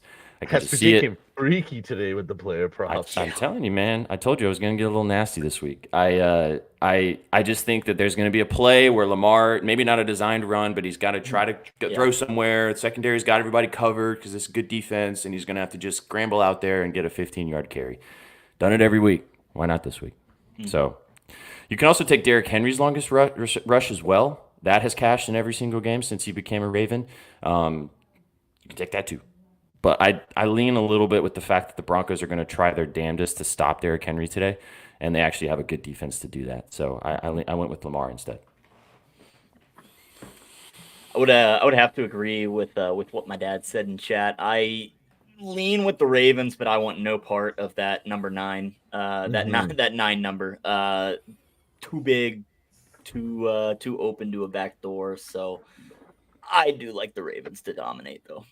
Betting the Ravens is a favorite just seems like shooting yourself in the foot. Every time you do it, you're either sitting there like hoping you don't bleed out, hoping you make it to the end, hoping, you know what I mean? And then at the end, you're like, okay, wait, they won. Shit, that was scary. And then, you know what I mean? As a dog, you bet against them, and they win by 3 touchdowns. Right. But I agree. I like the Sutton look quite a bit. Like, SPJ, you brought this up. I think it was in one of our group chats this morning. It's all a blur on Sunday mornings. But the point that you brought up about a young QB, once he kind of establishes a little bit of a rhythm with a really good wide receiver, I think that rhythm kind of carries over game to game. And especially when you have a big-bodied possession type of receiver like Sutton, like, yes, he can definitely blow on down the sideline and beat you, burn you deep or whatever you want. But he's also the guy that can move the chains, get you a first down, won't drop any balls, and gives your young QB a nice big target out in the open field. I do like that one a lot, and I'm tailing you, and I'm tailing that lotto. So big Sutton fan today, big Luka fan. Yeah, dude. Also, just to cap off the point on Sutton, because I bet him like 2 or 3 weeks ago because I was doing some digging into this. Not only is he the most targeted player by a lot by Bo Nix, he's also the most targeted Bronco in the red zone. So if you like his touchdown, maybe his touchdown's a good look too. He has 11. Say it again. Don't be afraid of taking the touchdown. I know sometimes it's a little scary, but he had all those catches last week and didn't have a touchdown. Like, Sure. Well, he's had 11 targets in the red zone. The next best targeted player in the red zone is Lil Jordan Humphrey with 3 targets. That guy's name is legit Lil Jordan. That's what it says right here. And dude, just remember this. You remember, I think it was 2 big long touchdowns that Jameis had last week. One was the game winner, obviously, but didn't he have another long touchdown too? Wasn't the Njoku play over 20 yards? I think so, yeah. Right? So this is a defense that has not done well against big pass plays, and that's exactly what Sutton does. Oh, they get torched. However you like it. Most of the time because their rushing defense is the best in football, and they're usually playing from ahead, so the team is having to come back, so they're having to throw it everywhere, so that secondary is getting exposed, but they're just bad. So let's take advantage. Shags is like, can we please stop talking about this terrible game now and move on to better football? The boys are getting anxious. Do you need to go? If you need to go, let them out. Oh no, they're just at the door. That's all. They're excited for football. For the games to start. Right, exactly. They're pining. 45 minutes. They know it's crunch time, right, boys? They know. Come on, Scoops. All right, Raiders, Bengals. You guys get into it. He heard me. Raiders, Bengals. Bengals are 8-point favorites. Raiders 8-point dogs. V, did you write about this game?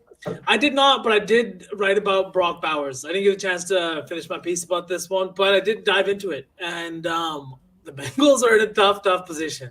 Last week I talked about it. It was a must-win game for them, and now Burrows has come out and said it. He's like, what do we got to do? Win, like, what is it, like 6 out of the last 9 or something like that? Seven out of the last 9. Yeah. Mm-hmm. So and even that, they're still putting themselves in a very tough position to make the playoffs, even if they were to accomplish that.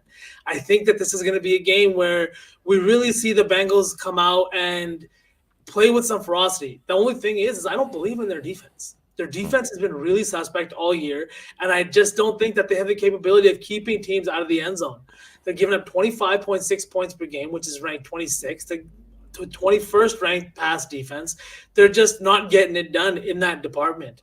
I know that the Raiders are starting Gardner Minshew this week again, and he has been really bad. But one dude that hasn't been bad is Brock Bowers. Brock Bowers has been really, really good. Last week on National Tight End Day, the best tight end in the league this year didn't get into the end zone. Now, that just to me feels disgusting and filthy on so many different levels. Kelsey, Kittle, Kraft. Oh, all of them. Every single one. The only two I think were McBride, who is still due for a motherfucking touchdown, Ertz, and then Bowers. But the only 3 that I can think of that didn't get in the end zone.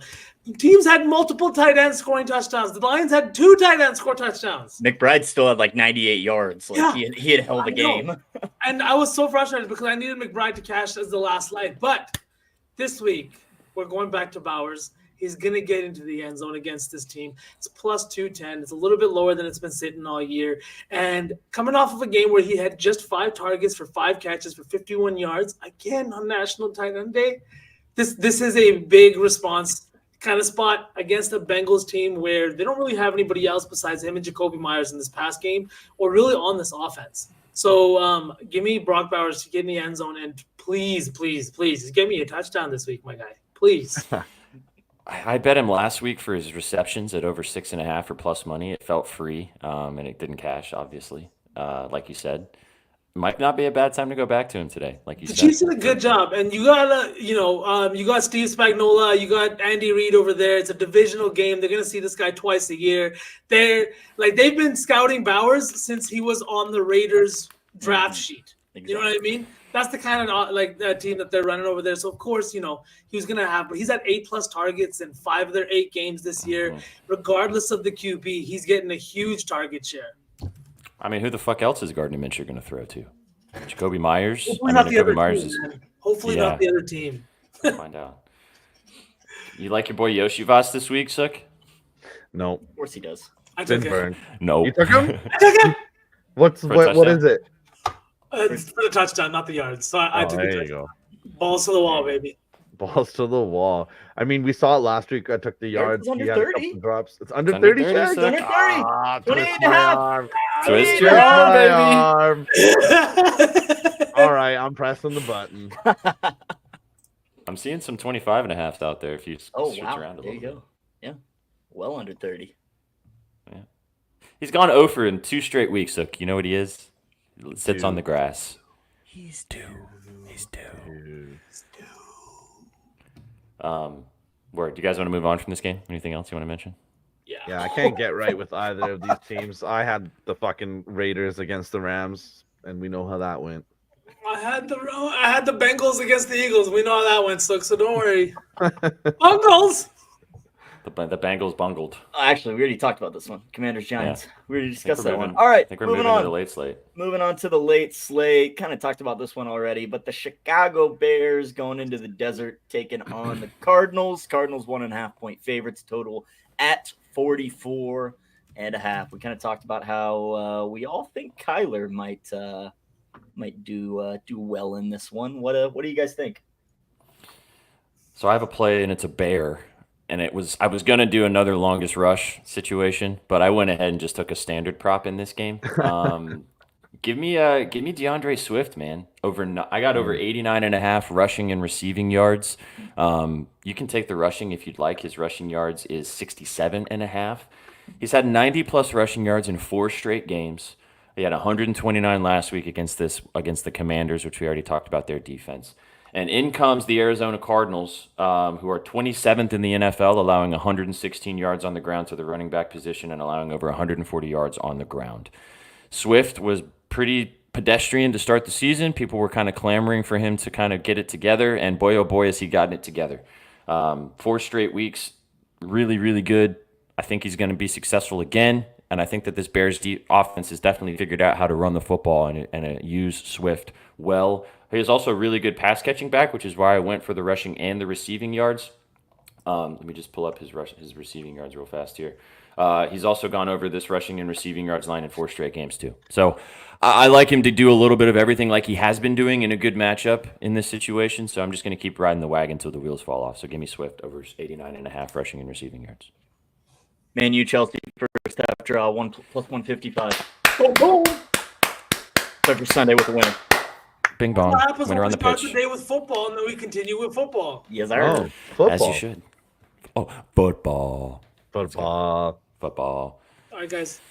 Now that we've cast a winner, put on your tinfoil hats and walk with me I down love this. these touchdown odds for Caleb Williams at plus 275. A dude who doesn't run the ball a lot.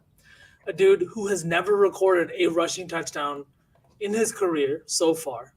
A dude who is coming off one of the worst games that he had so far this year, right? We'll give him a pass for the first 2 games of his career, but this was really bad in a really good matchup against the guy who was drafted right after him, right? This is the game he was supposed to show up, and I understand that the Hail Mary sucked, but for 3 quarters, he did not show up. Why is his touchdown sitting at plus 275? Why is he anything below plus 300 to get into the end zone? Now, I wish Trizzy was here, right? Trizzy's Tutters, make sure you guys pop in. He wanted me to pitch those. He's got Olave. Sorry, let me just say this real quick for you. Olave, Lamar, Neighbors, and he's chasing Corum. I don't think he wanted me to say that one on stream. He said it yesterday. He said it yesterday. So he knows. He's dropped it. It's all good. Okay. But I just think that plus 275, Trizzy's taught me, if he's taught me anything this year, it's be suspect always. And plus 275 seems weird, but it seems just good enough that I'm going to put a little half unit on it. And Suspect or suspicious? Suspicious. Yeah, because you are suspect already at all times. He might have been calling me suspect, and I just, heard what I wanted to. But nonetheless, we're taking the plus 275 for him to get in the end zone this week. Just because also the Cardinals have given up 4 rushing touchdowns to QBs this year. They rank in the bottom 3 in rushing yards allowed to QBs. And last week, he had the most attempts he's had all season, 9 attempts running the ball. This offensive line is beat up. We know that this offensive line wasn't really good. They had a few good weeks where Caleb Williams was doing well. I don't think that they magically got good. I think that this is a game where he's going to have to kind of make some magic happen. And against a guy like Kyler Murray, wouldn't it be fitting if he got into the end zone for the first time down here in Arizona? Mm-hmm. I love the logic and the value and the odds. So, a little half unit makes guy. Sense. Why not? Oh, the old half unit guy. I might take the Cardinals money line later. I don't think I'm going to do it right now. I think I'm going to wait till I'm going to wait till later in the noon slate because it's a 3:00 game, so I'll have some time to think about it. I like this Cardinals team. I think they really showed up the first couple of weeks of the season. Had a couple bad weeks. Last 4 though, they've looked pretty good. I think they're trending upwards. And their defense isn't the greatest, but getting Caleb Williams on the road, I think they could have some success. So I might add the Cardinals money line. I'm not totally sure yet. I kind of like it, especially with the way that the spreads come out here. The Bears are a team that are a better record. I know that they're on the road, but come on, the Cardinals, the way they snuck that one out last week, that was fun. Yeah. Well, we've talked about the Bears, thanks, man. Matt. Love you too. We've talked about the Bears, though. The Bears, I think, are their record is a little bit better than they actually might be, just purely based on who they've played. If you look at their opponents, and the Cardinals, as Rusty's saying in the chat, look who they've beaten: the 49ers, the Rams, and the Chargers. So could be a situation where the records don't necessarily tell the whole story here, and maybe just take the better team at the number that you're mentioning. I kind of like it too. Yeah, Rusty, they only lost to the Lions by 7, and they shut them out in the second half. All 20 of the Lions points came in the first half. I know because I had the Lions team total over 28.5, and they couldn't score anything in the second. So the Arizona defense clearly stepped up. Kadar there. Remember when we put them in the bad category and we put the Titans? Were forced to put the Titans in the good category. Remember how that? Oh, we were forced. We were. It wasn't me, dude. It was these guys. I told Madness you. was not saucy. I know you guys had your little stipulations, 10 here, 12 here, whatever. No, you throw that out the window. You add an extra space in the bad category for the Tennessee Titans. All right, Shags, I will Sure. have it ready. We're going to redo it next week after this week transpires. Then we'll do it on Sunday so you can be part of it. All right, there we go. That's how we'll start the show next week. Works out. All right, let's keep it moving. A couple more games to get to. Still got about 35 minutes until kickoffs. We got two more late slate games to get to. Yep, two more late slates, and then Sunday night I skipped one. There were three more late slates. Jags and Eagles was that next one. Jaguars and Eagles. Jaguars 7.5-point dogs in Philly. Total at 46. I've seen a lot of AJ Brown love on the timeline. What do you guys think? I was going to say Betsky brought this to my attention with his staff pick. And, I mean, he's been cooking since he came back from injury. He's also played really well against the Jaguars back when he was with the Titans, too. And this Jaguar secondary sucks. So I like it. I'm not going to bet it because I already have a lot of units out there. But, yeah, I see the logic. He's been cooking, and I could see him continuing to cook in this game. I got nothing on this game. Same. The 7.5 is weird to me. I don't know if the Eagles should be favored by that much, but I would not be rushing to take the Jags to cover this number either. I just want no part of this game. Same, Total yeah. side, nothing.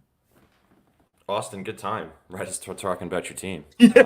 Austin, what are we betting in this game? Because we all got nothing. So tell us, you and Austin and Kadar, Eagles fans, tell us what we're betting here. So I hate the Eagles. I think we all are not big Eagles fans on this channel, really. It's just Sirianni.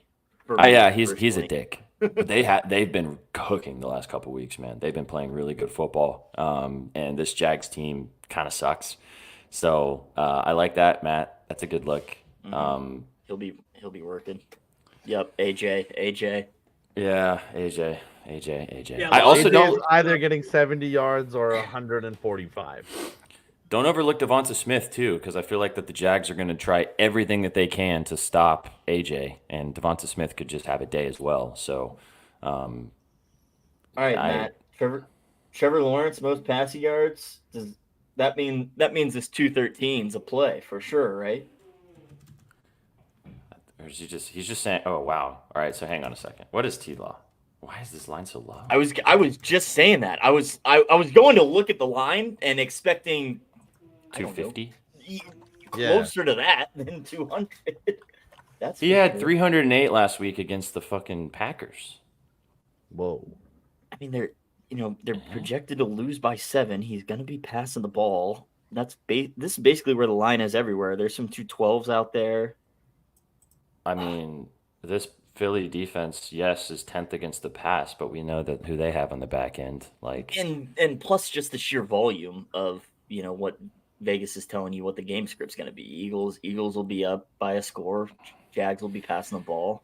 I think the only concern in this situation is who the fuck is he going to be throwing the football to? I get that. Ingram and Ryan Thomas. Thomas is out in this game, or he's a game time decision. Yeah, I think he's Ruled in. towards playing though. Brain was ruled in. Brain. I like Brain then. Yeah, I don't know. This game's kind of fishy. All right, well, this is another one. I might be adding Trevor Lawrence passing yards to my card. Oh, different angle from Myron. Didn't even think about that. Doug Peterson revenge game. Two bozo coaches going head to head, though. Can we agree? Just 2 clown suits. What does this line start at? 3.5. That's got to be the summer look ahead, right? Parker Washington? Who is that? I was gonna say because it's up to 17. Parker Washington? Wide receiver, Jags. You know what the thing about the Jags is, though? It's going to be their number 2 guy. They play up to their opponents. I mean, V knows. He watched them last week. The Packers almost lost that game. They've been in games with the Texans. They've been in games with a lot of other people. What up, Hoops? But Jordan Love also got hurt. And Seth Rollins. Packers offense stopped moving. I wouldn't give him too much credit. I think they are as bad as you thought they were. Oh, I hate Trevor Lawrence. I'm not trying to give him too many flowers. I'm just saying that, Can't give him too many. No. Let's not get twisted. All right. Anything else you guys want to talk about in this one? I got nothing. I'm gonna think about T-Law's passing yards though, because for my fantasy team, I hope Ingram has just 70,000 catches and 120 yards. That would be sick. So I hope that happens.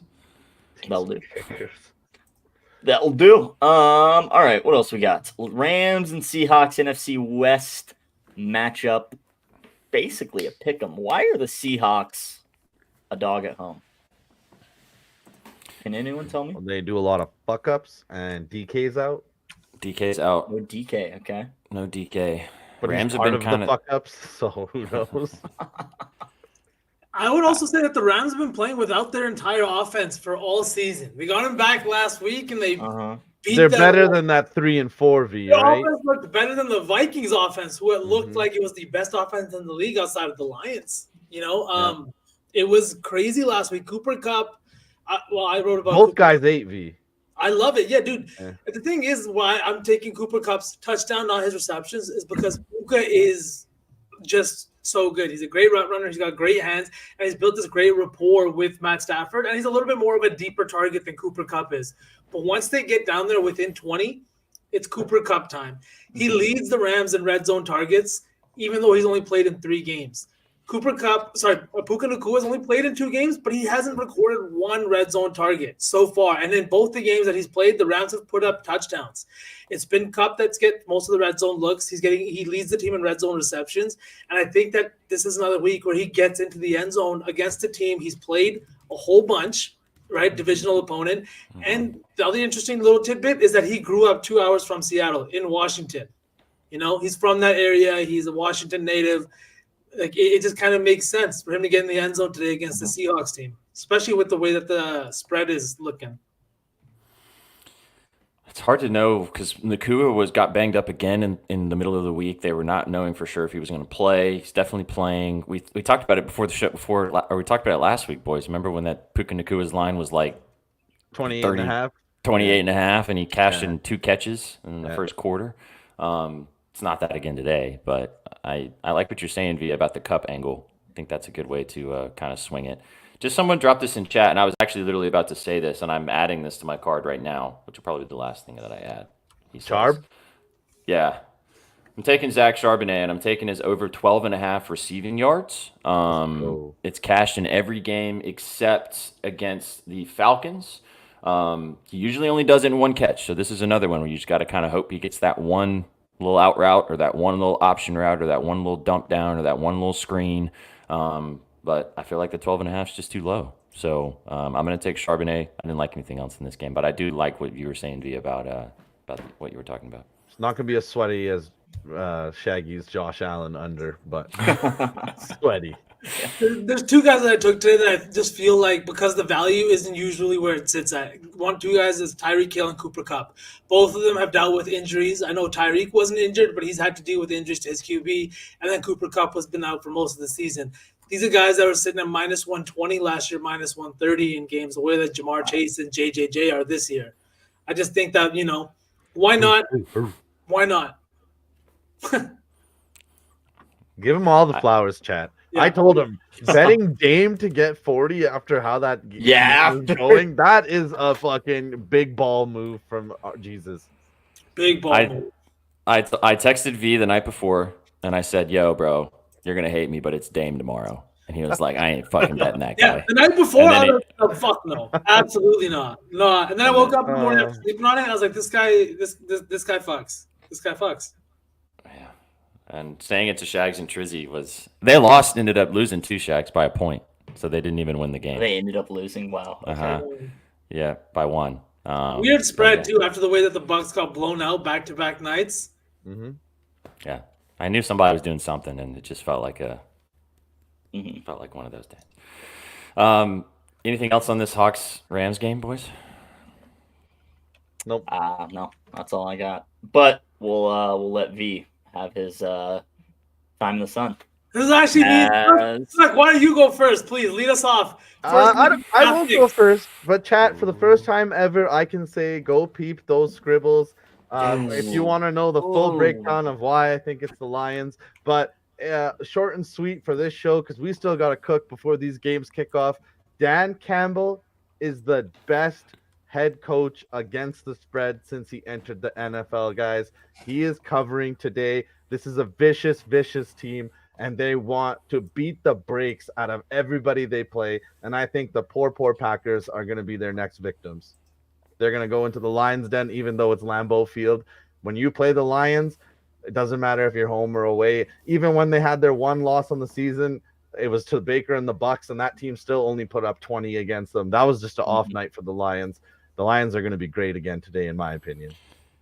Real quick before V talks about this, just to throw this out there, because I don't know if you guys saw this. Maybe V's about to mention this or not, but it's apparently the weather for this game is supposed to be atrocious. It is supposed to be raining the whole game, like 100% chance of rain, downpours, not great football weather up in Lambeau today for this game. So I don't know if that affects anything that you guys are looking at. It's supposed to downpour all game.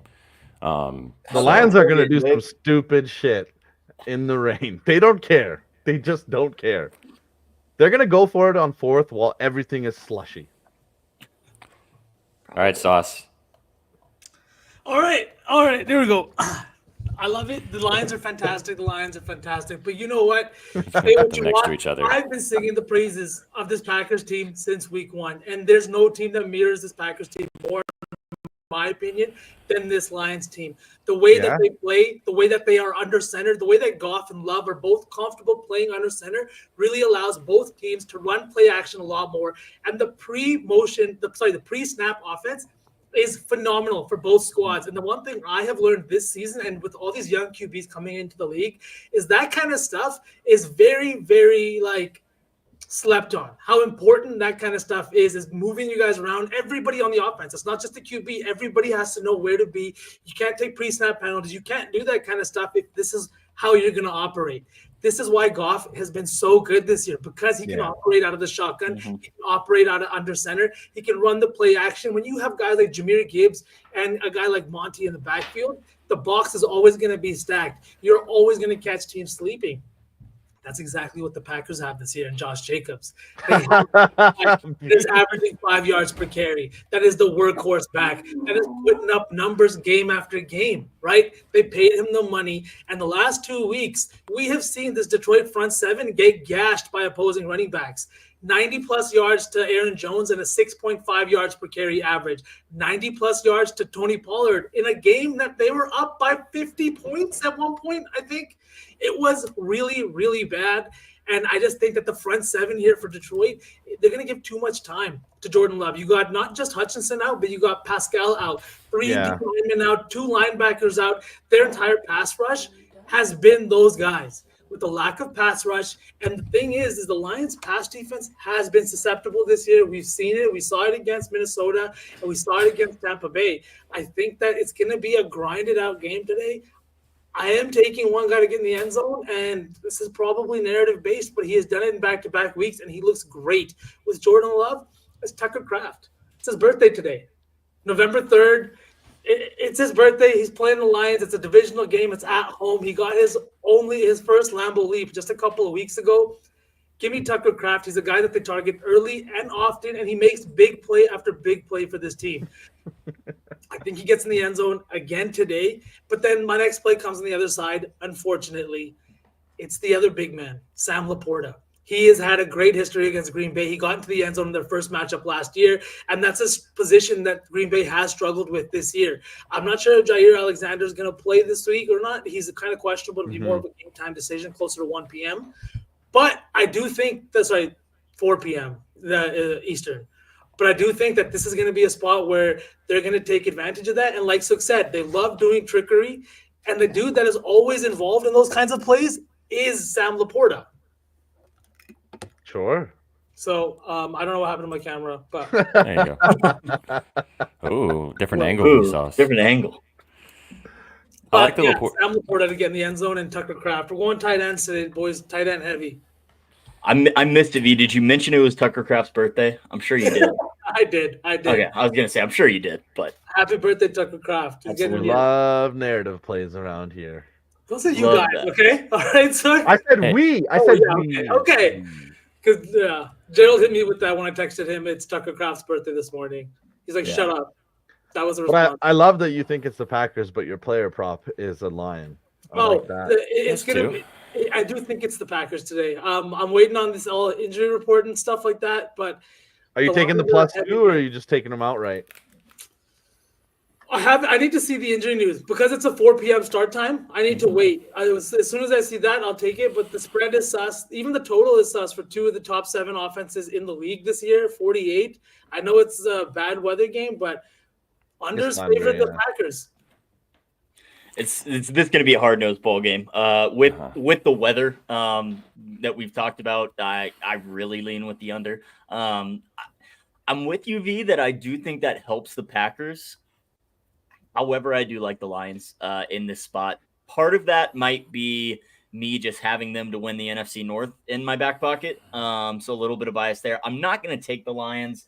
If the number keeps trickling down, I might be forced to. Because it was like, I'm pretty sure it was 3 all week. And I mean, there's still a lot of 2.5s out there. Obviously 2 here at BetOnline. I am very impressed with this Lions team. I think they're the team to beat in the NFL. So I'm not taking it yet. If it trickles down, it might find its way on my card by kickoff.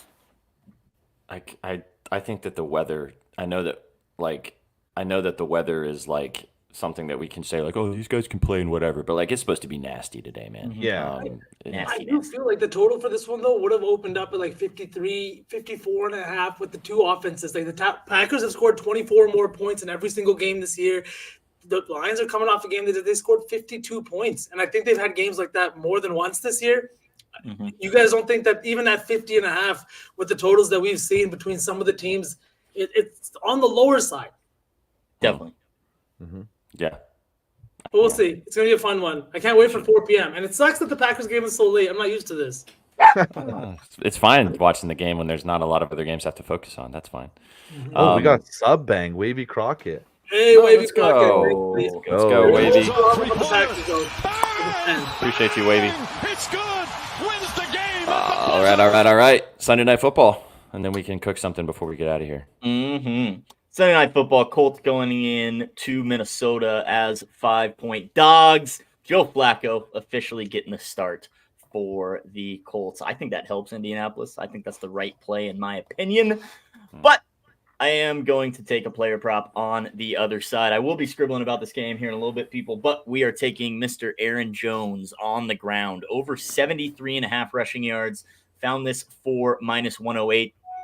The dude is number one. He's the every down back for this Vikings team. Where are my snap counts? I had my snap counts up here. Dude, snap count has been increasing every single game. Week 4, before he got injured, he was in there 82% of the time. Came back in week 7, saw 72% of snaps, and last week was in there for 92% of running back snaps. Aaron Jones is the guy in the backfield for the Vikings, and the Indianapolis Colts do not do a good job of protecting the run. Colts against the running back. They've let Joe Mixon go for 30 carries for 159 yards and 25 carries for 102 yards. Josh Jacobs had 32 carries for 151 yards against the Colts.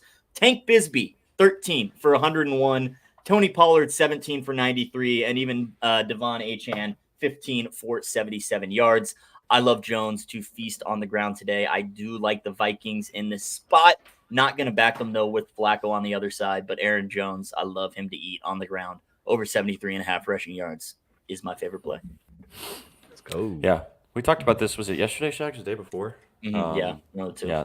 I like this play a lot. I want to ask you, since you're going to be diving into this one, you could also take Aaron Jones receiving yards, because we were talking about that yesterday, too. Aaron Jones receiving yards has been cashing with these as well. And the Colts defense, as you said, not good. What's the deal with TJ Hawkinson, boys? Hawkinson's back, activated to play in this game. Hasn't played for over a year with the ACL injury, finally returning. His line is 39.5 for receiving yards, which, if you look at his success and his recent stuff, I mean, green as you like.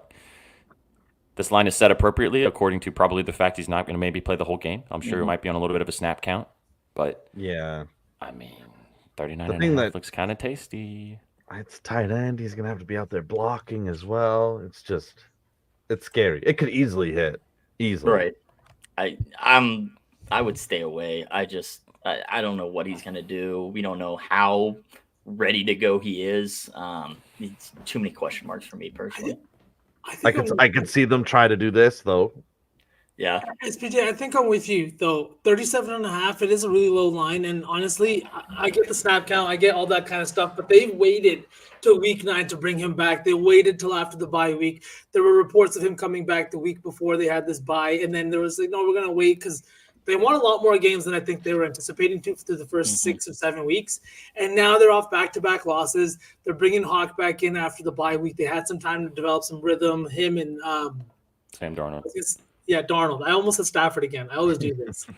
But him and Sam Darnold. And honestly, Darnold has now shown that when you give him weapons, he is going to target those weapons. If you look at Justin Jefferson over the last few weeks, his target share is insane, right? And even maybe more so than he saw with Kirk Cousins. He is going to continue to target his guys. And I think that Hawkinson is going to quickly become one of those dudes in this offense, especially with the way that we've been seeing Jordan Addison going about everything and handling all this stuff on social media. It might just be the perfect spot for Hawk to kind of come in on prime time and light it up against a Colts defense that is ranked, I think, bottom 5 against the pass. So, and this might be a spot too where Kevin O'Connor or Kevin, that's his Kevin name. O'Connell. Yeah, Kevin O'Connell comes in and KOC. runs it up a little bit after back-to-back losses to kind of help his team develop some confidence going into the second half of the season. Because this is week 9, boys. Week 18, that's all said and done. This is the halfway point. You build some confidence going into the second half of the year. You're hosting a Colts team that is beat up on their second-string QB and basically just very dysfunctional. You need to win this game. You need to win in a big fashion. And I think that Hawk is one of those guys in the locker room that is going to be targeted because we know that their coach is going to target him too after what we saw last season. I think it's one of those plays that if you like it, take it now. Kind of like what we talked about with Nakua last week, because you could cash in the first half. Like it could just be free. Maybe ladder it if you like it. Don't go heavy on it because we don't know what he's going to look like. But I think it's one of those lines where, like, if you take it, just feel like, okay, cool, might be easy, or it'll be a donation because he doesn't play that much. So, yeah. Excited to see your scripts for this game, Shags. I'm excited to I know you're probably wanting to lean one way. I have a feeling that I know which way you want to lean. Want to tease us? Want to tease us a little? Best covering team in football. Yeah. The under? No. Colts are 7-1 ATS. Yes, they are. And what are they with Flacco, my guy? I think like what they've won 3-0. Yeah, right. 3-0. Exactly. I don't know if I can press that button. We'll see. We'll see. I don't know. Aaron Jones in the for sure, afternoon, after a Aaron few Jones beers, for sure. your boy might be pressing that button. Yeah. We'll see what happens. All right, guys, that was the entire slate. Hope you guys enjoyed breaking everything down with us before the slate starts. We got about 12 minutes before kickoff of these noon games. Let's send you guys off and cook a little parlay and not overthink it too much. What do you guys want to do? Do you guys want to do touchdowns, or do you want to just do our 4 favorite plays? How do you guys want to do it today? What does Chat want? Chat, what do you guys want? Would you like just 4 favorite plays, just nice little hittable guy, or do you want to do touchdowns? What do you guys? How close what do the you guys TD want they to run? get last week? I can't remember now. Honestly, I can't remember either. After a full week, it's just a blur. Both. Greedy. I got 2 NBA plays for you, Rusty, real quick. 10 seconds. Dennis Schroeder over 17.5 points, purely off the fact that he burned me last game and he's playing against the Pistons. Early start, ladder it to 30. Second one, Luka Doncic over 28.5 points. I also laddered him to 45. I think he comes out and drops a big game tonight against the Magic. Type chatter. I feel like we gotta appease the masses and go both. Okay. All right, real quick then. Let's make it fast. Let's go touchdown scores first. Okay. Who's Aaron your favorite Jones. tutties? Aaron Jones and his I like yards. that one. Okay. Hits. Hang on. Woo.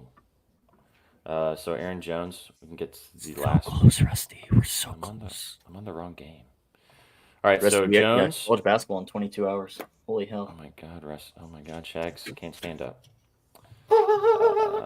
Aaron Jones minus 145, nice and chalky. Okay. Kyle Pitts, Sook said. Kyle Pitts. All right, hang on. Pitts for a tutty. Who do you like, V? Give me Nick Chubb. Okay. Chubby. Where is Nicholas? Nicholas Chubster. The old Chubster. National Sandwich Day. Drop your favorite sandwich. I love sandwiches. My sandwich. Man, I didn't really look at a lot of touchdowns this week. Give me Calvin Ridley. Yeah. Oh, All right, no. All right, I won't make you do that. I won't make you do that. right to the Titans game. God, he went right to the Titans game. I even avoided Tucker Kraft. All right, fine. Ooh, Instead of Ridley, we'll do Austin Eckler plus 110. I like that one. I can get behind that. Off. This is All a right. very hittable and so good odds. 14 Okay. touchdowns parlay. Aaron Jones, Kyle Pitts, Nick Chubb, Austin Eckler. 4 guys plus 1851. Wonderful year. Absolutely wonderful year. You guys know Ridley scored an Eckler. Oh, he'll 100%. First touchdown. Trizzy's bet it 3 weeks in a row and he hasn't scored. He's been chasing it, and I told him when we talked about it yesterday, I was like, Nick Westbrook-Akine is probably going to score because he's been doing that for the Titans. But so is Calvin Ridley. Yeah. All right. All right, plus 1851. Favorite play. What do we like? Aaron Jones rushing yards. I don't want Allen to spoil us early. Ooh, actually, no. I like Rico Dowdle. I kind of like Rico Dowdle's receiving Yeah, I'm down to yards. take that. I like that that. play. There's 15.5 on that blue book, too, if you're cooking there. Okay, let me fling over there real quick. You said Rico Dowdle receiving yards, right? Yeah. Mm-hmm. Okay. Shout out Dark Choco, bringing that to my attention. Can we repeat the TD lay one time more? Yeah. Give me just a second here. The touchdown lay is Aaron Jones from the Sunday Night Football. Kyle Pitts from the Falcons. Nick Chubb from the Browns. And then Austin Eckler from the Commanders. Still Dragons. Still dragging them, boys. Welcome back. Let's go. All right, so now we're going to do 4 guys, just favorite plays, favorite props, favorite sides, whatever you want to be, whatever it is, favorite play. So Shags is going with the play that he found on the show. Dowdle. Dowdle. No Dowdle. Oh, Dowdle. He's going to be No Dowdle, no Diddy. I can't say that anymore. Where is Mr. Dowdle? Rico, 15.5, you said, right? Yeah, Shags, 15.5. 15.5. Okay. All right. Boys, what do you guys like? Give me Brock Bowers receiving yards. Down for that. I like that. Hold on. Sorry, wait. I And had the something else Plums in my were head. very firm. All right, no, let's go with Bowers. Just because it came out, I feel like that's a sign. Let's go with Bowers. Yeah, came out naturally. 61.5. Okay. Sook? Do you guys like Daniels rushing or Chuba rushing? We got 7 minutes, Sook. I want your plums, bro. Chuba. All right, Mr. Hubbard. Mr. Hubbard, hang on. Hubbard. Rushing. Where's he at here? 69.5. Nice.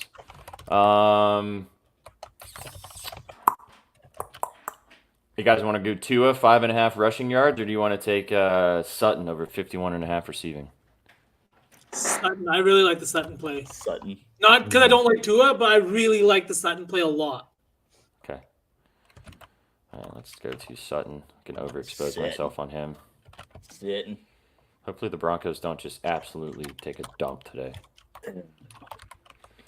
Plus 1228. Rico Dowdle, 16 receiving yards. Brock Bowers, 62 receiving yards. Chuba Hubbard, 69.5 receiving yards. Nice. And Cortland Sutton over 51.5 receiving yards, plus 1228.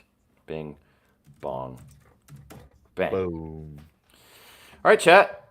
thank you so much for hanging out with us on the show today. Hope you guys enjoyed everything we had to say and everything that you guys had to say in the chat about NFL Week 9. We had a major show today. So shout out everybody that may have tuned in for the first time today, whether you're watching us on X, on Twitch, or on YouTube. Really appreciate you. Let's go, man. Let's go. I tweeted everything out. Get after it. It smacked yesterday. Just know, boys and girls, especially if you're new, that does not happen every day. Hey, man, let's go back. Let's go back to back. Why not? We go live every single day. If this is your first time hanging out, come back and hang out with us again tomorrow. We have Afternoon Espresso live at 5:30 Eastern. We'll talk all about Monday Night Football. And as always, go peep the free scribbles that we have at bettingnews.com. Get involved with our entire team. Go follow all these amigos right here. Vsauce, Shaggy Bets, Jess Sook, and go follow myself if you're not already. That's Sweatpants Juice, and go follow all of us at Your Betting News. Enjoy the games, guys. You guys got any final words for the kids before we scooch up on out of here? Enjoy the Sunday. Sweep the board. College basketball in 22 hours. Bucks versus Chiefs Monday. Me and Shaggy aren't friends for 24 hours. Oh, are you going to be here tomorrow, Sook? I can be. All right. We'll have Sook tomorrow that Sook and Shags can fight on the show. It'll be fun. Keep the store. The merch is going crazy. Oh my God, it is. Go check out our store, man. We have a lot of really cool hats. I'll be doing my giveaway tomorrow in honor of hitting my lay yesterday. I'll do the giveaway tomorrow on BetSpresso. So be sure to come and hang out with us tomorrow at 5:30 Eastern if you're looking to win something from our store. Otherwise, go check it out. Holidays are right around the corner. They fit perfectly in a stocking, I've heard. We might actually have a Betting News stocking, boys, because I was doing some gandering. So. Okay. Oh. You guys came for the winners and you stayed for the vibes. Have a fantastic Sunday. Enjoy the games. We'll catch you guys tomorrow. Peace. What you know about rolling down in the